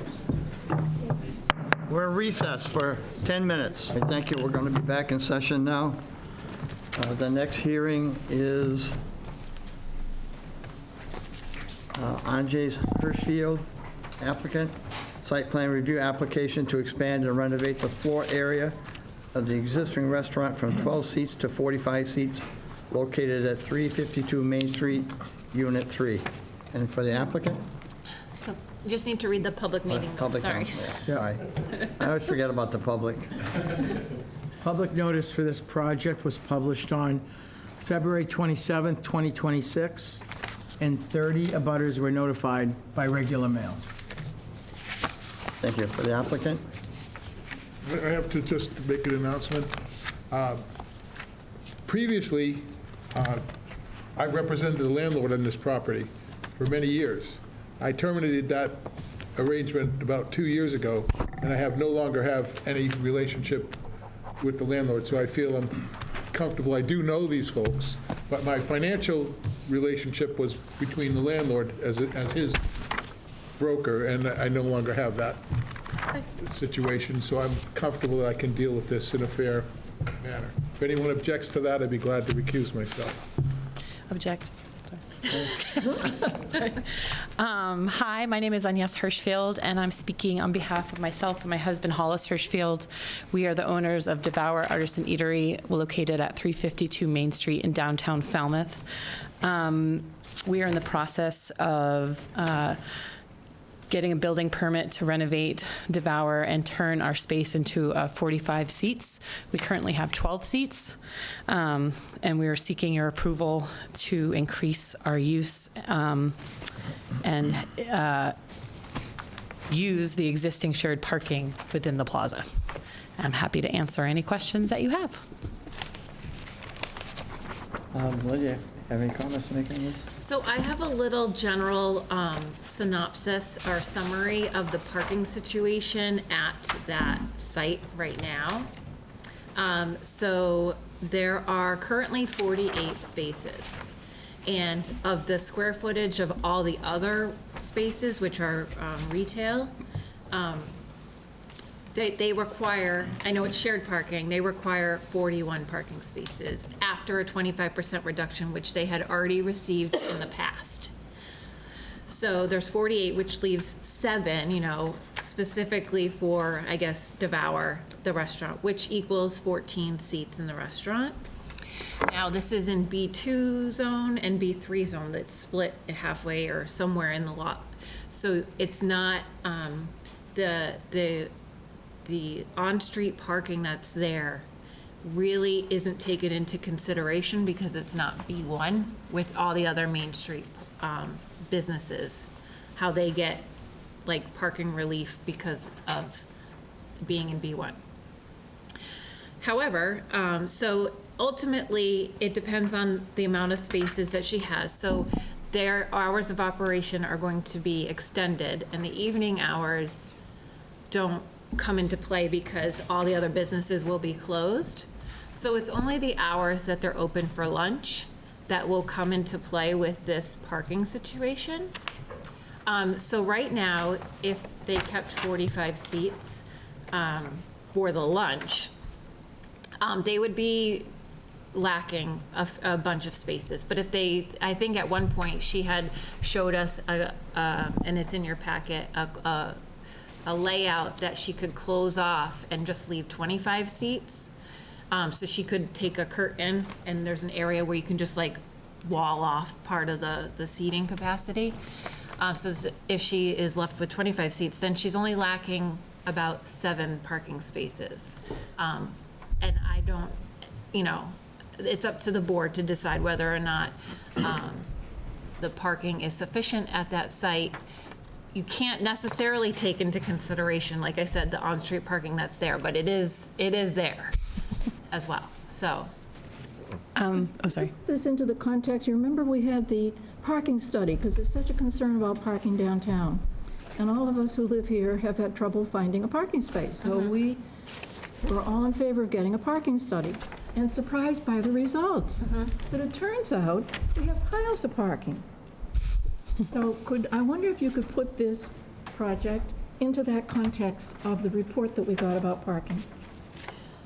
Yeah, I mean, it's because it's B2 zoning, you technically cannot. Correct. Because of our bylaw and the way our bylaw is specified for parking. However, it is in the area that you are talking about. So. May I make another quick thing too? Also wanted to say that within that parking in the daytime, we are not a sit-down restaurant. We don't, you can't sit down and a server comes over to you. So in the almost 7 years that we've been in business, this really is very much kind of turn and burn situation. I know that might not have any sort of like, what's the word? Not legal bearing, but like weight on the whole situation, but I just wanted to also address that, most people that come into our business in the 7 years that we've been operating, it really is a lot of times people coming in, and if they are sitting in one of the seats for a minute, it's a quick turnover, and not only that, sometimes they're just sitting to wait for their sandwich to leave. I just wanted you all to understand that as well. What are the hours of operation? Right now, we are open through lunch till 3 p.m. 8 to 3 has been sort of our typical hours. It could end up being 10 to 3.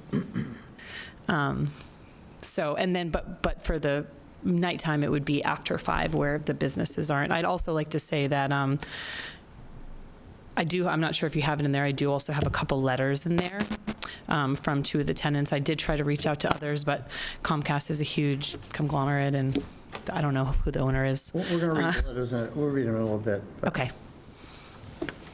Any other questions?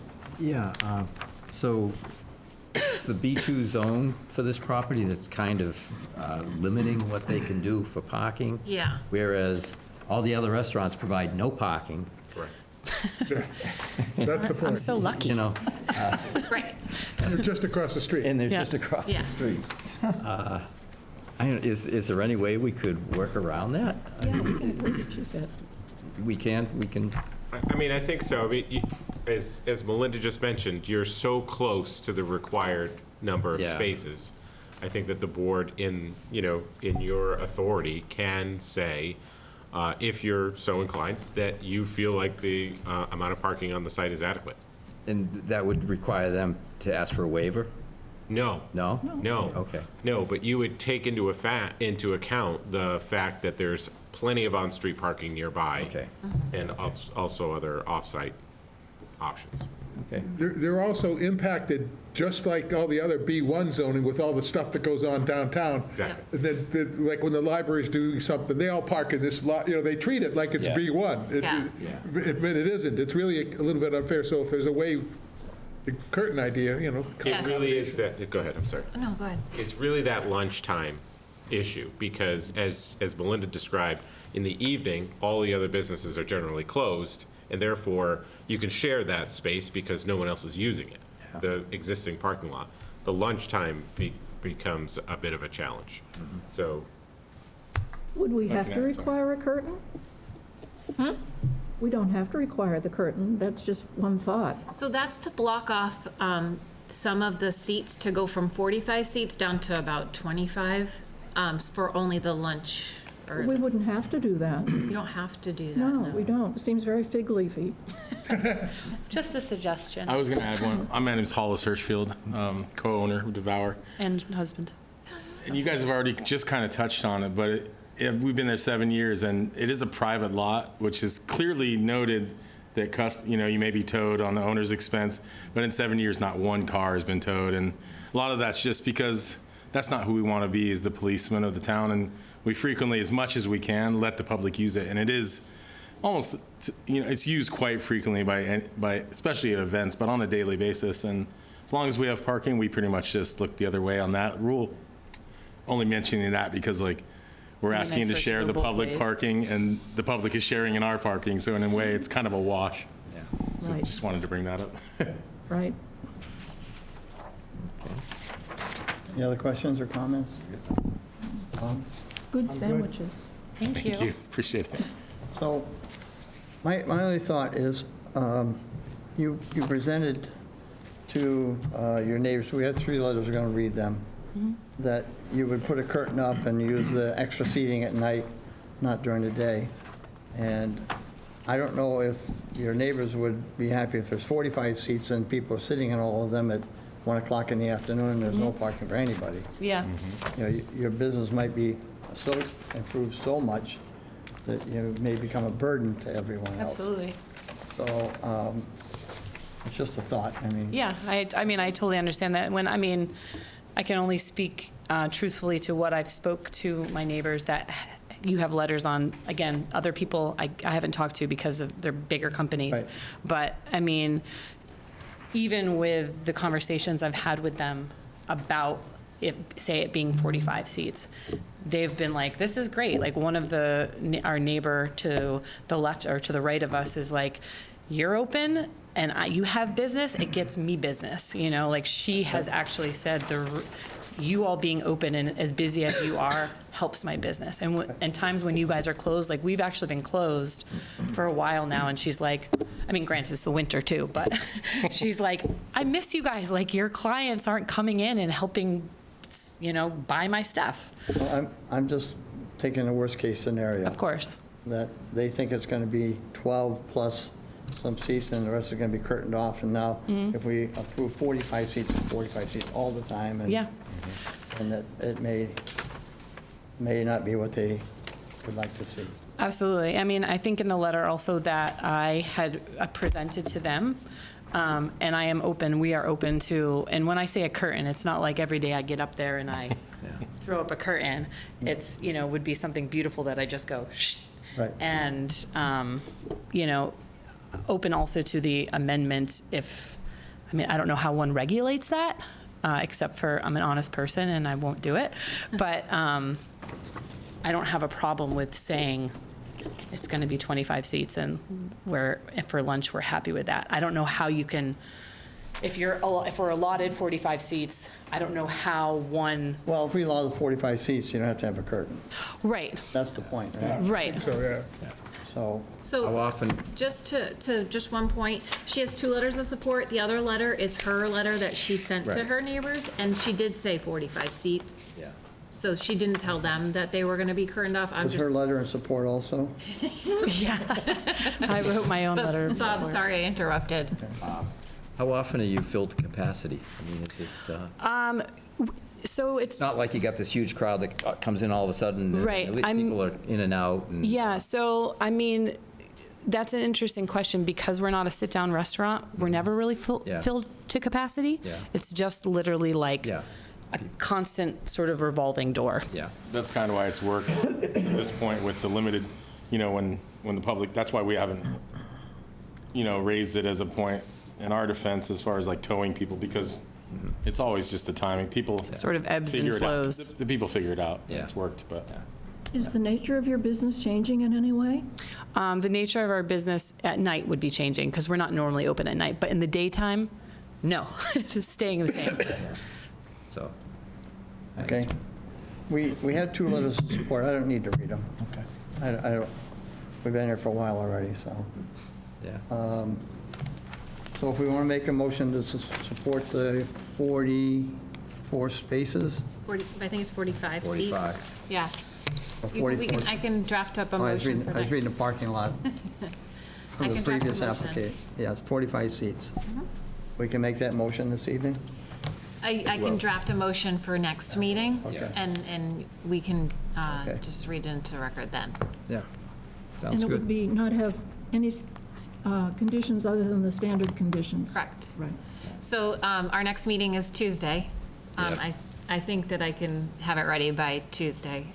It's 1 not- week link, boom, boom, this week. Yep, huh? so, So can and I you get a don't, you motion? wouldn't need to come to the next meeting, it's just literally being read into the record. Right. But yeah, I can, I'm going to ask for a motion. Anybody want to make a motion?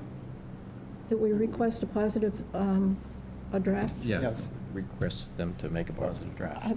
For Yeah, I move that we 45 do. seats. Yeah. Yeah, for 45 seats. Okay. Second? Second. All in favor? Aye. Aye, unanimous. Thank you all. Thank you. See you I next know week. you all have had a Okay. long night, and I appreciate your Appreciate you. time, especially when you could be out celebrating St. Patrick's. Oh, right. Thank you all so much. Yeah. Good luck. Yeah, Thank you. okay. Should have had to bring some corned beef sandwiches. I know.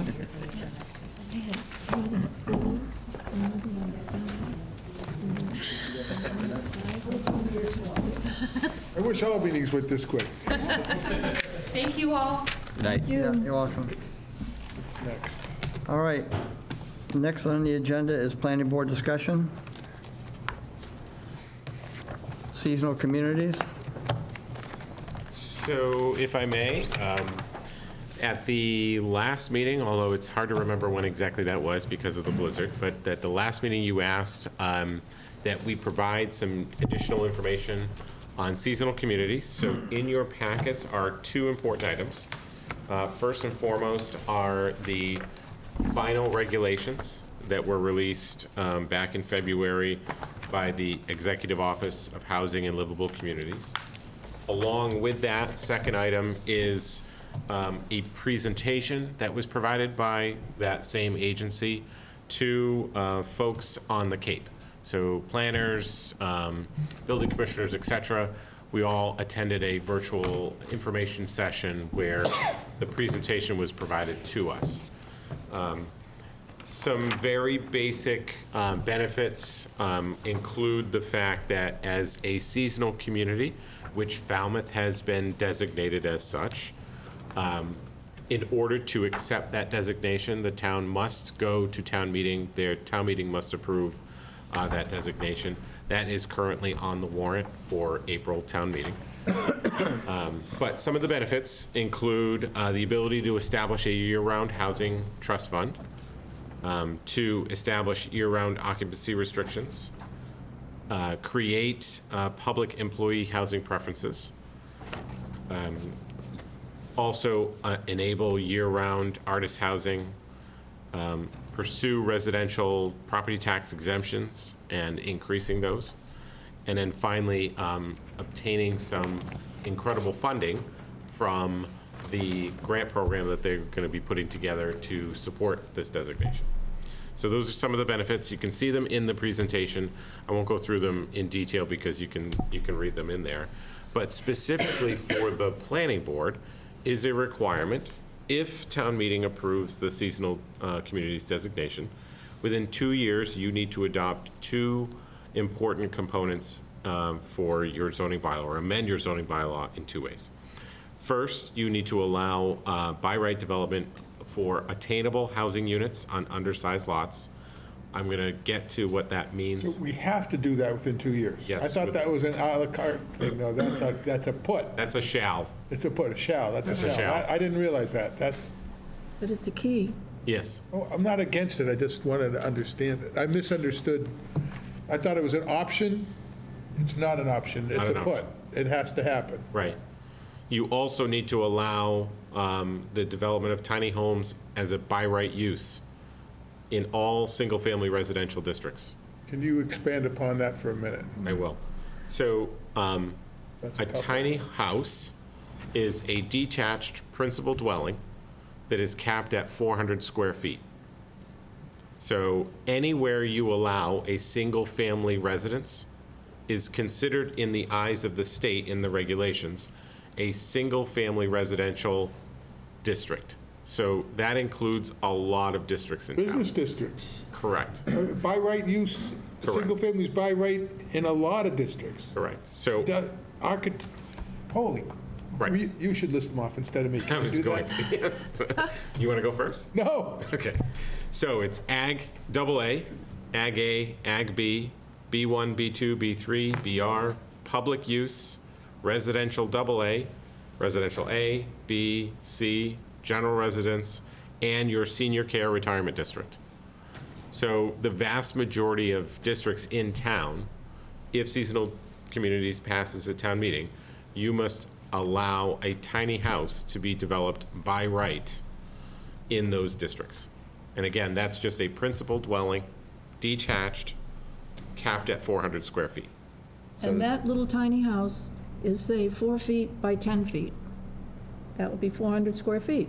Correct. At the most. So that really is a big shed, just so we can picture it. Not even a big shed.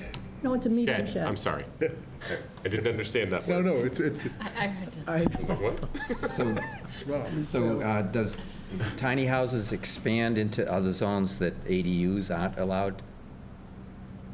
No. So I really don't Yes, see. because No. business. No, ADUs. No, because an ADU is allowed by, But why would anybody want to put a tiny house on their lot? Because it'd be so much cheaper.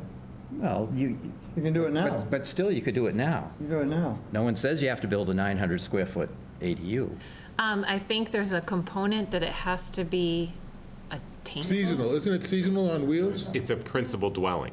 So that's the difference. Yeah. An accessory dwelling unit is accessory to a principal. A Right. tiny house would have to be the principal dwelling. Oh, it is. Right. So to Principal. answer your question directly, Okay. no, tiny houses would be allowed in all of the districts that currently allow ADUs by right. Yeah. Same principle. Anywhere you allow a single-family residence, you now have to allow an ADU by right, and you would have to allow a tiny So house it's by back to right. the future with Mara Vista and all that, putting small houses on small lots. Exactly. Could I add to that, though? Because there's a part in, when you read the final regulations, which have only been out for a couple of weeks, but when you read them, you have to accept the undersized lot business, and you have to accept tiny houses up to, as small as 400 square feet. You do not have to accept tiny houses that are mobile. They are discretionary. The town would not have to accept trailers parked on small lots. Correct. Because that would be trailers all over town. That's not required. And I'd like to make a comment about the undersized lot. Remember, not that long ago, since Christmas sometime, we had to think about another one of the state's ideas about having a specific zone for affordable housing. And I really was opposed to that because it struck me as finding a zone for people based on economics. And I thought that was not a good thing for us to be doing. This is allowing undersized lots. This would allow somebody who owns, say, a 1-acre lot, which is pretty common around some parts of town, to say, I'm going to carve off a piece of my lot and create an undersized lot. I don't think it does. That's a And what's more, it makes subdivision. it a requirement. It does? It's a requirement, that you permit it by right. So you're losing control of it. If there's a house already on that lot, you can't make it more non-conforming, the lot. So if there's already a house on said lot that you're talking about that they Said want to. lot is 1 acre, yeah. So if they need 40,000 square feet, which is just shy of an acre, they can't shave off 10,000 square feet because that will make their lot non-conforming if it's already built on. Aha, good point. So it's vacant where would these lots. tiny lots come from? If you had more than an acre, if you had. Yeah, so if it's 50,000 Yeah, square we're feet. getting- Yeah, so it would have to be like a 2-acre lot at least, or Well- over an acre. So it might be valuable to just finish the tiny house Right, item right. first, and then I'll walk through the undersized lot. So 2 more things on the tiny house. Allowing them by right, you now have to allow for them, or you have to require them to be year-round housing units, so they cannot be short-term rentals. They also need to comply with the state and local building codes. So there's been a lot of concern about a tiny house not being able to satisfy the building code.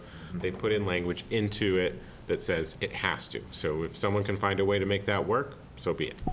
And then, to Charlotte's point, the community has the ability to either regulate a movable tiny house or prohibit. So you can prohibit them, or you can allow them and just not over-regulate, but regulate them in a way that's not identified in the seasonal communities regulations. Right, so that's. You could put more than one on a lot, too, no? No, Just one per just lot. one on a lot. Because you can only They have one could do an principal dwelling. accessory apartment, but then it would only be 200 square feet at most. So, Small. it's Yeah. not. If you were to break up land, even though, so let's say you had plenty of land, you had your acre, and you had a whole acre that wasn't buildable, you still need to have the 100-foot frontage and the setbacks, or does that go away too? For the tiny the house tiny component, house. Yeah, oh, yes. yeah. Yes. Okay, that's a lot safer. Yes. We're not going to see, Yes. I'm just trying to understand what's the benefit of these tiny houses? Well, I mean, it's a smaller house, it's Cheap. smaller cost. Yeah. That's, ADU costs too much money. In a lot of places, the land isn't as expensive as it is here. Right. Well, it would seem possible if a developer owned several acres with no houses on it, they can just turn it all into very tiny lots with little tiny houses on it. Except he needs You could wind up with frontage. this miniature cottage Exactly. settlement. Frontage is The key. frontage is the point that I was getting. Frontage is key. It still needs 100 or 120-foot frontage. No, it So- would need the frontage of its tiny lot. A tiny lot would come with a frontage. How could it It not? comes with our existing zone. Careful. So there are so the tiny house component was easier, right? So it's just adding an allowable use with the details that I just described. Now, we're gonna get into the weeds on the undersized lots. This one's a bit more complicated. Okay. This is where you have to, again, if the designation passes, you have to allow for an attainable housing unit on an undersized lot. Now, an attainable housing unit means it's deed restricted, year-round, and it is restricted to households that earn up to 250% of the area median income, right? So that's the starting point. Undersized lots have to be at least 10,000 square feet or 25% of the minimum lot size of that district, whichever is greater. I'm just going to go through the rules, and then we'll come back to that lot size thing, because it's You said complicated. 10,000 square feet. We allow building on pre-existing non-conforming lots down to 7,000 square feet. What about that? Let him finish, Yeah, let me get through them all, and then we can, yeah, I know, it's a lot, it's a lot. So there are setback rules with these undersized lots. So a setback cannot be more than 1 foot for every 1,000 square feet of lot size. So essentially, if 10,000, your setback can be no more than 10 feet, so you're very close to the road. And frontage cannot exceed 20 feet. So The front setback. any setback. No, frontage. So frontage, right, frontage, the area along the roadway cannot exceed 20 feet, meaning that a lot more lots would be eligible. These undersized lots would be eligible for development, again, of attainable housing unit. Two more things. They are required to adhere to any floor to area ratio requirements that we have in place. Our bylaw doesn't have any of those, so that's fine. But they also have to comply with any wastewater components, be it local, federal, state, et cetera. Then they have to have a year-round occupancy restriction, so they cannot be used as short-term rentals, right? So, let's jump back to the lot size one, because that's a little confusing. Again, in single-family residential districts, there are a vast majority of those that obviously would allow for the undersized lot component. Minimum lot sizes, basically, there are 3 categories. There's 80,000 square feet, there's 45,000 square feet, I'm sorry, there's 4 categories. 40,000 square feet and 20,000 square feet. Essentially, 40 and 20 would default to the 10,000 square foot minimum lot size, because if you take 25% of that number, it's smaller than 10,000. So at those 2 categories would be 10,000 square feet for a minimum lot size. The larger ones are bigger. So for example, in agricultural AA, minimum lot size is 80,000 square feet. 25% of that is 20,000 square feet. So an undersized lot would have to be at least 20,000 square feet in the agricultural AA and the residential AA. So it gets a little convoluted on what the minimum requirements would be for undersized lots. Is there any way you could have a hypothetical subdivision that we could look at and understand the impact of this? I'm planning on putting it all together in sort of a memo so that hopefully that's a bit more clear, because it took a while for me to get through it as well. And it's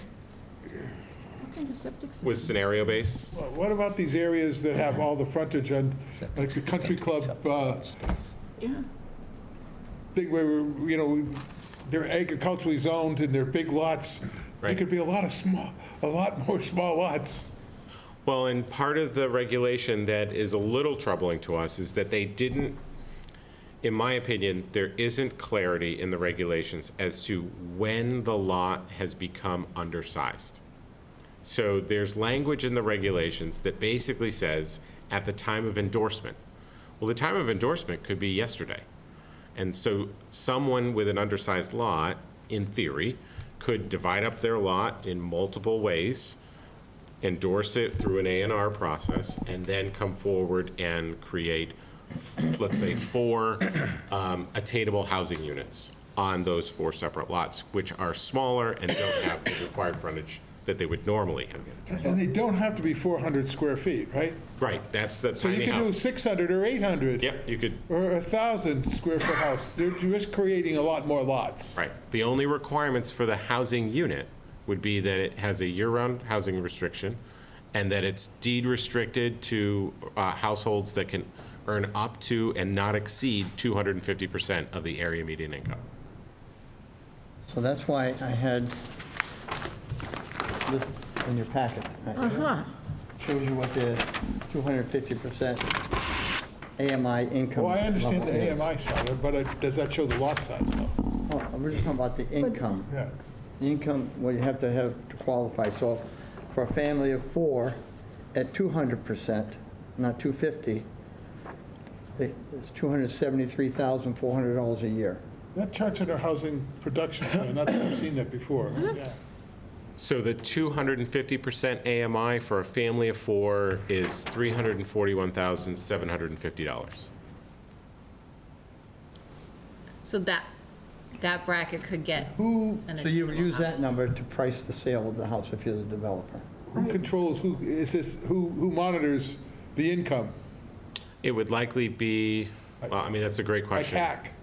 Yeah, or something? it would likely be a third party. Yeah, Wait. same as we have for the They other took away a houses. four-bedroom house from me because they didn't want to have anyone monitoring it. Yeah, I mean, it would be very difficult for staff to have to monitor all of those. How can they do that? How can our staff monitor all those lots? It would be close to impossible. Yeah, it's a lot of work. So there would have to be some sort of third Could we party. stick for a minute with the lot thing? Because I think it's the lot thing Yeah. that would really change the character of any neighborhood this all occurred in. And the way the lot restrictions are stated, they're stated really as maximums. There's no minimum. There's nothing to say you can't have them immediately abutting. These could all be condos. Picture it. It doesn't say you have to have a setback. It just says you can't have one more than Yeah, it's just 10 feet. undersized lot. Yep. Right. Yep. And you could fill, if the lot has to be 20 feet wide and 50 feet deep to make the 10,000 feet, you could fill that going straight up. And have a lot of them. Well, You so could. There's nothing in here that doesn't say that. it does not say that you cannot have multiple attainable housing units No, it doesn't say that. on the undersized lot. You're right. Right. Because my sticking point with this, and I had already downloaded the regulations and gone through them, I'm interested that they didn't come out until, 4 weeks before the town is supposed to vote on them? By chance, because I was interested in another matter. I went to the Select Board meeting where the Select Board was going to either recommend this or continue it or do whatever they wanted to do. And they recommended it. And they recommended it without any discussion. Very interesting. Because they had read it from the draft regulations put out, was that it had to be the town meeting to decide. It The town is. meeting has to decide all kinds of things, but it's with a Select Board's thoughtful recommendation. And this didn't actually get that, because I watched that happen. And my problem with this thing, I think that the seasonal community ideas, it's like a little idea book. These are good things that we could do if we wanted to. There's nothing to stop a town from doing any one of them. We could adopt all these ideas if we want to. We can go through and pick out the ones we like. But we have to take their requirement about tiny lots and tiny houses if we go ahead and accept it. What do we get by losing that control? We get to have houses for artists.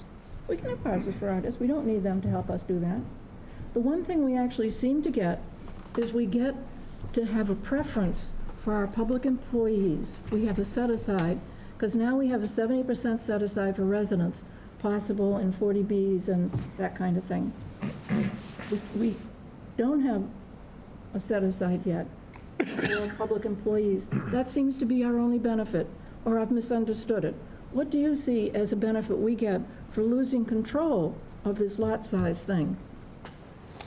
Well, so I think it's important to not stray from the role of the planning board. So the planning board's role tonight is to know about the zoning amendments that you would be required to bring forward to town meeting within 2 years of the seasonal communities designation.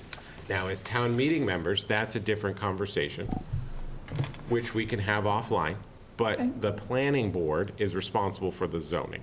And so that's the presentation that I'm providing to you tonight, to get you at least introduced to the concept of these two items. Because if town meeting does approve it, the designation, we have 2 years to draft that bylaw, have it accepted by town meeting, and then approved by the Attorney General. Otherwise, the designation of seasonal communities is lost. But in any event, at the end of the 2 years, we are required to have by right these zoning restrictions and these tiny house and tiny lot restrictions. They're required. No more choices. We gave that away. Correct. You are required. It's a shall. And is it, so the planning board is not being asked for a recommendation to hand along to town meeting, No, no, ma'am. even though it involves zoning? So Seems odd. the acceptance of the seasonal communities designation, yes, technically does involve the requirement to do zoning. The only time the planning board wouldn't be involved in a recommendation at town meeting is when you propose zoning. And currently, you're not proposing zoning. It's just the designation. We can't propose And the an selectmen have objection? already said go on this one. The selectmen have authorized it to go onto the warrant and put it before town meeting for that vote, yes or No, no. it Town meeting's reads as a gonna be wild. recommendation in the It's warrant gonna be book. interesting. I can't hear. So again, it's just to introduce you to those two concepts. I think the tiny house one is a little easier to understand. I think what we can probably do is put together a more detailed either memo or presentation that will outline what that undersized lot component would look like, because it is a little bit more confusing as to how that would change and what sort of impact that might have on the town. We have no vote for indefinite postponement on this issue. That's correct. Not at this time. Not at this time. And if town meeting accepts it foolishly, we have lost control of that part of it. That's not entirely true. So the Oh, okay. planning board has the ability to hold public hearings, propose zoning, but if you don't necessarily agree with it, that might be the time where you not bring forward the zoning articles. But again, understanding that if you don't do that, and, town meeting has already approved the designation, you're at risk, the town is at risk at losing that designation as a seasonal community. Well, here's an important thing to know about it. There's no drawback to not doing it this year. We could do it next year. You could. It will still be here. The opportunity's still there. They don't foreclose that. There would be more time for the town to understand it, to be able to see the pluses, the minuses. There's not a certain time frame to accept a designation? You mean like She's delay? saying put off delay the acceptance of it, right? Right, to delay acceptance of it. You don't have to accept it right away. Again, that would be a vote It's of up to town the meeting. town meeting. Yep, that would be But up to it'd be town. good for town meeting to understand that if you don't accept it now, you could accept it in another meeting. You don't have to do it now. It will still be there.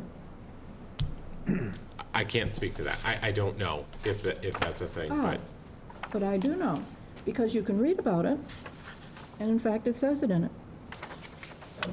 okay. Again, just talking about the zoning this evening. So, happy to bring forward model bylaws when the Cape Cod Commission, so part of this program is that the Cape Cod Commission is going to be helping out drafting model bylaws. Once those are released and after town meeting, whatever happens at town meeting, let's suppose that there's a positive vote, we will bring forward those model bylaws and we'll work with the board to sort of craft, site-specific or town-specific elements, or just go through the model bylaw with you. And we work through the process together. Jed, are you planning to make, for town meeting, some visual presentations so you can see what that tiny lot thing is? Because I didn't understand it until you laid it out about the different sizes in the different zones. Yeah, I don't know exactly what the plan is for town meeting yet for this particular article, so I'll be working with the town manager to figure out exactly how they want to address that. I think that would be the important part Yeah. to do, is to picture that. Because there may be questions about There will the be. zoning. likely from Ms. Harris, from Right. precinct 3? Exact 5. 5. Yeah, so there may be a little of that at town meeting. Yeah. That's all I have. Any other comments, questions? All right, thank you. And does the planning department have a report for us? So things have been, as you can imagine, things have been a little busy in the planning department. The blizzard set us back a little bit, so things have been a bit in flux in terms of applications. So we'll have the next meeting on the 24th. I've been working really hard to, actually, we do have an announcement. So as you all are probably aware, I think I mentioned this to you in the past, we applied for a grant to receive funding from the state to get all of our records scanned digitally. And so we were awarded that grant, not in full, but in partial. So we're super excited about that. So I've been working on trying to figure out how we, what departments are going to participate in that, and because we weren't fully funded. But that's been on my plate. We've been continuing to work on the RFPs for a lot of the CPC projects, so things have been extremely busy. And of course, we're always looking towards zoning amendments. So Melinda and I meet weekly to talk about all sorts of zoning amendments in the bylaw. We have a good list of healthy amendments that we're going to be bringing forward. A lot of them are just cleaning up language that's conflicting with other sections that just have been, left there unknowingly. So a lot of that will be coming forward in the next couple Are we of months. considering any changes in parking requirements in light of the parking study? Yes, so there's definitely parking is on the list, 100%. We're also trying to work with Bob's request for TDR changes. There's actually an initiative right now with the Cape Cod Commission working on an open space, a regional open space plan, where they may have a model TDR bylaw very soon that may be usable for other communities. I think they're working with the town of Nantucket to create that right now. So we're sort of keeping an ear to the rails on that. But importantly, there's also amendments that we want to try to bring forward to site plan review and to your regulations. So we talked about it a little bit tonight. We've got outdated language in our subdivision regs and our special permit and site plan review regulations that we want to bring forward as soon as possible, because what it's doing right now is creating confusion for applicants because one regulation says one thing and the bylaw says something else. So we really need to clean that up as soon as And the possible. stuff that's missing, there's no definition of bus depot, Right, for example. right, And that would be handy to have had. right. I think they were not foreseen in any of our zoning. Again, it's a healthy list of amendments. Very healthy. You guys will be busy for the next 6 to 8 years, approximately. So stick around. Job security. Yeah, yeah. So that's our report, unless you have anything else. No, nothing else. Okay. Any committee reports? Yes, the short-term advisory committee meets constantly. Short-term rental advisory committee? Yes, and we met again today, and we're in the communicating with the select board mode.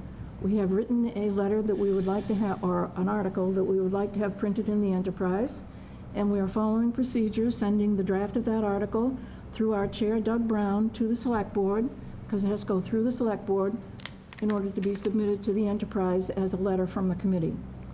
And it is asking town meeting to please approve this, that we think that we've done a good job, and the rate and what we have proposed will benefit everybody. And the gist of the whole thing is to not upset any current apple cart, but to prevent abuses that are happening in other places, and to have nuisance rules that are enforceable.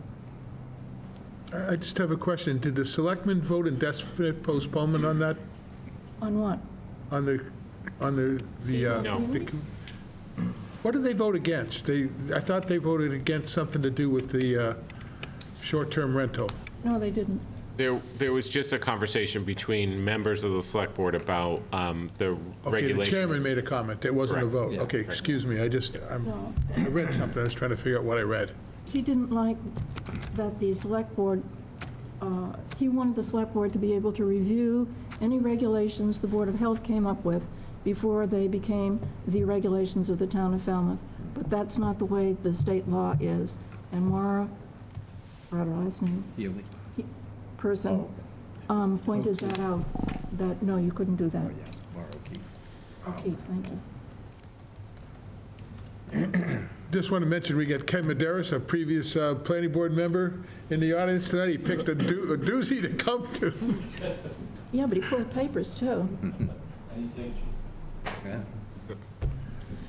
You should have got it from the crowd that was there. Holy smoke. Any, No, CPC, we didn't have a meeting this month. We're all caught up. We worked hard. We're ready for town meeting. okay, good. I just have one report. Cape Cod Commission, a couple of weeks ago, we had a meeting and a decision to support Provincetown. They're going to tear down the police station and build 40 condominiums.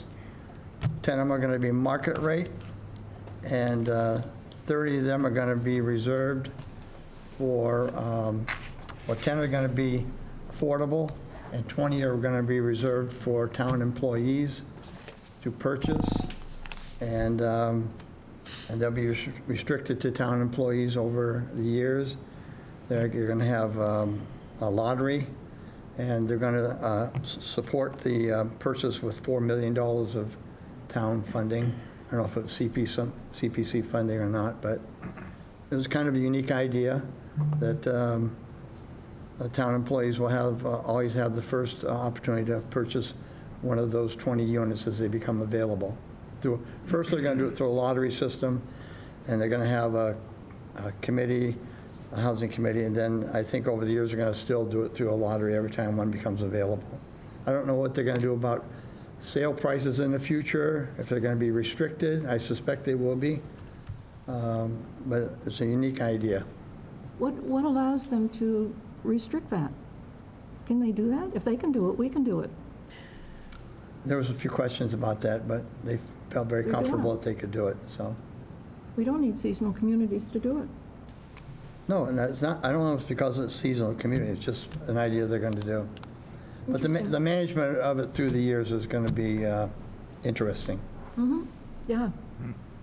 So, but the representative from Provincetown that was on that committee, he gave a long talk about how many town employees they have that live quite a distance away. Mm-hmm.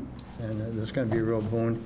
And of the 40 units are right downtown, obviously, they're going to have 2 parking spaces. And they're going to have a lot of electric chargers, and they're planning on bicycles and electric scooters and Wow, model development. et cetera, yes. So that's my report. So any future agenda items other than we've already discussed? No, I just have an announcement that your precinct meeting schedule is in your packet. We don't have any zoning articles this town meeting. So we can go and observe if we'd like to? You won't need to speak. Okay. General correspondence, February 11th through March 17th? None? All right, next meeting is scheduled for next Tuesday, March 24th, and then we have another one after that on April 14th. And I'd like to get a motion to adjourn. Move to adjourn. Second. All in favor? All right.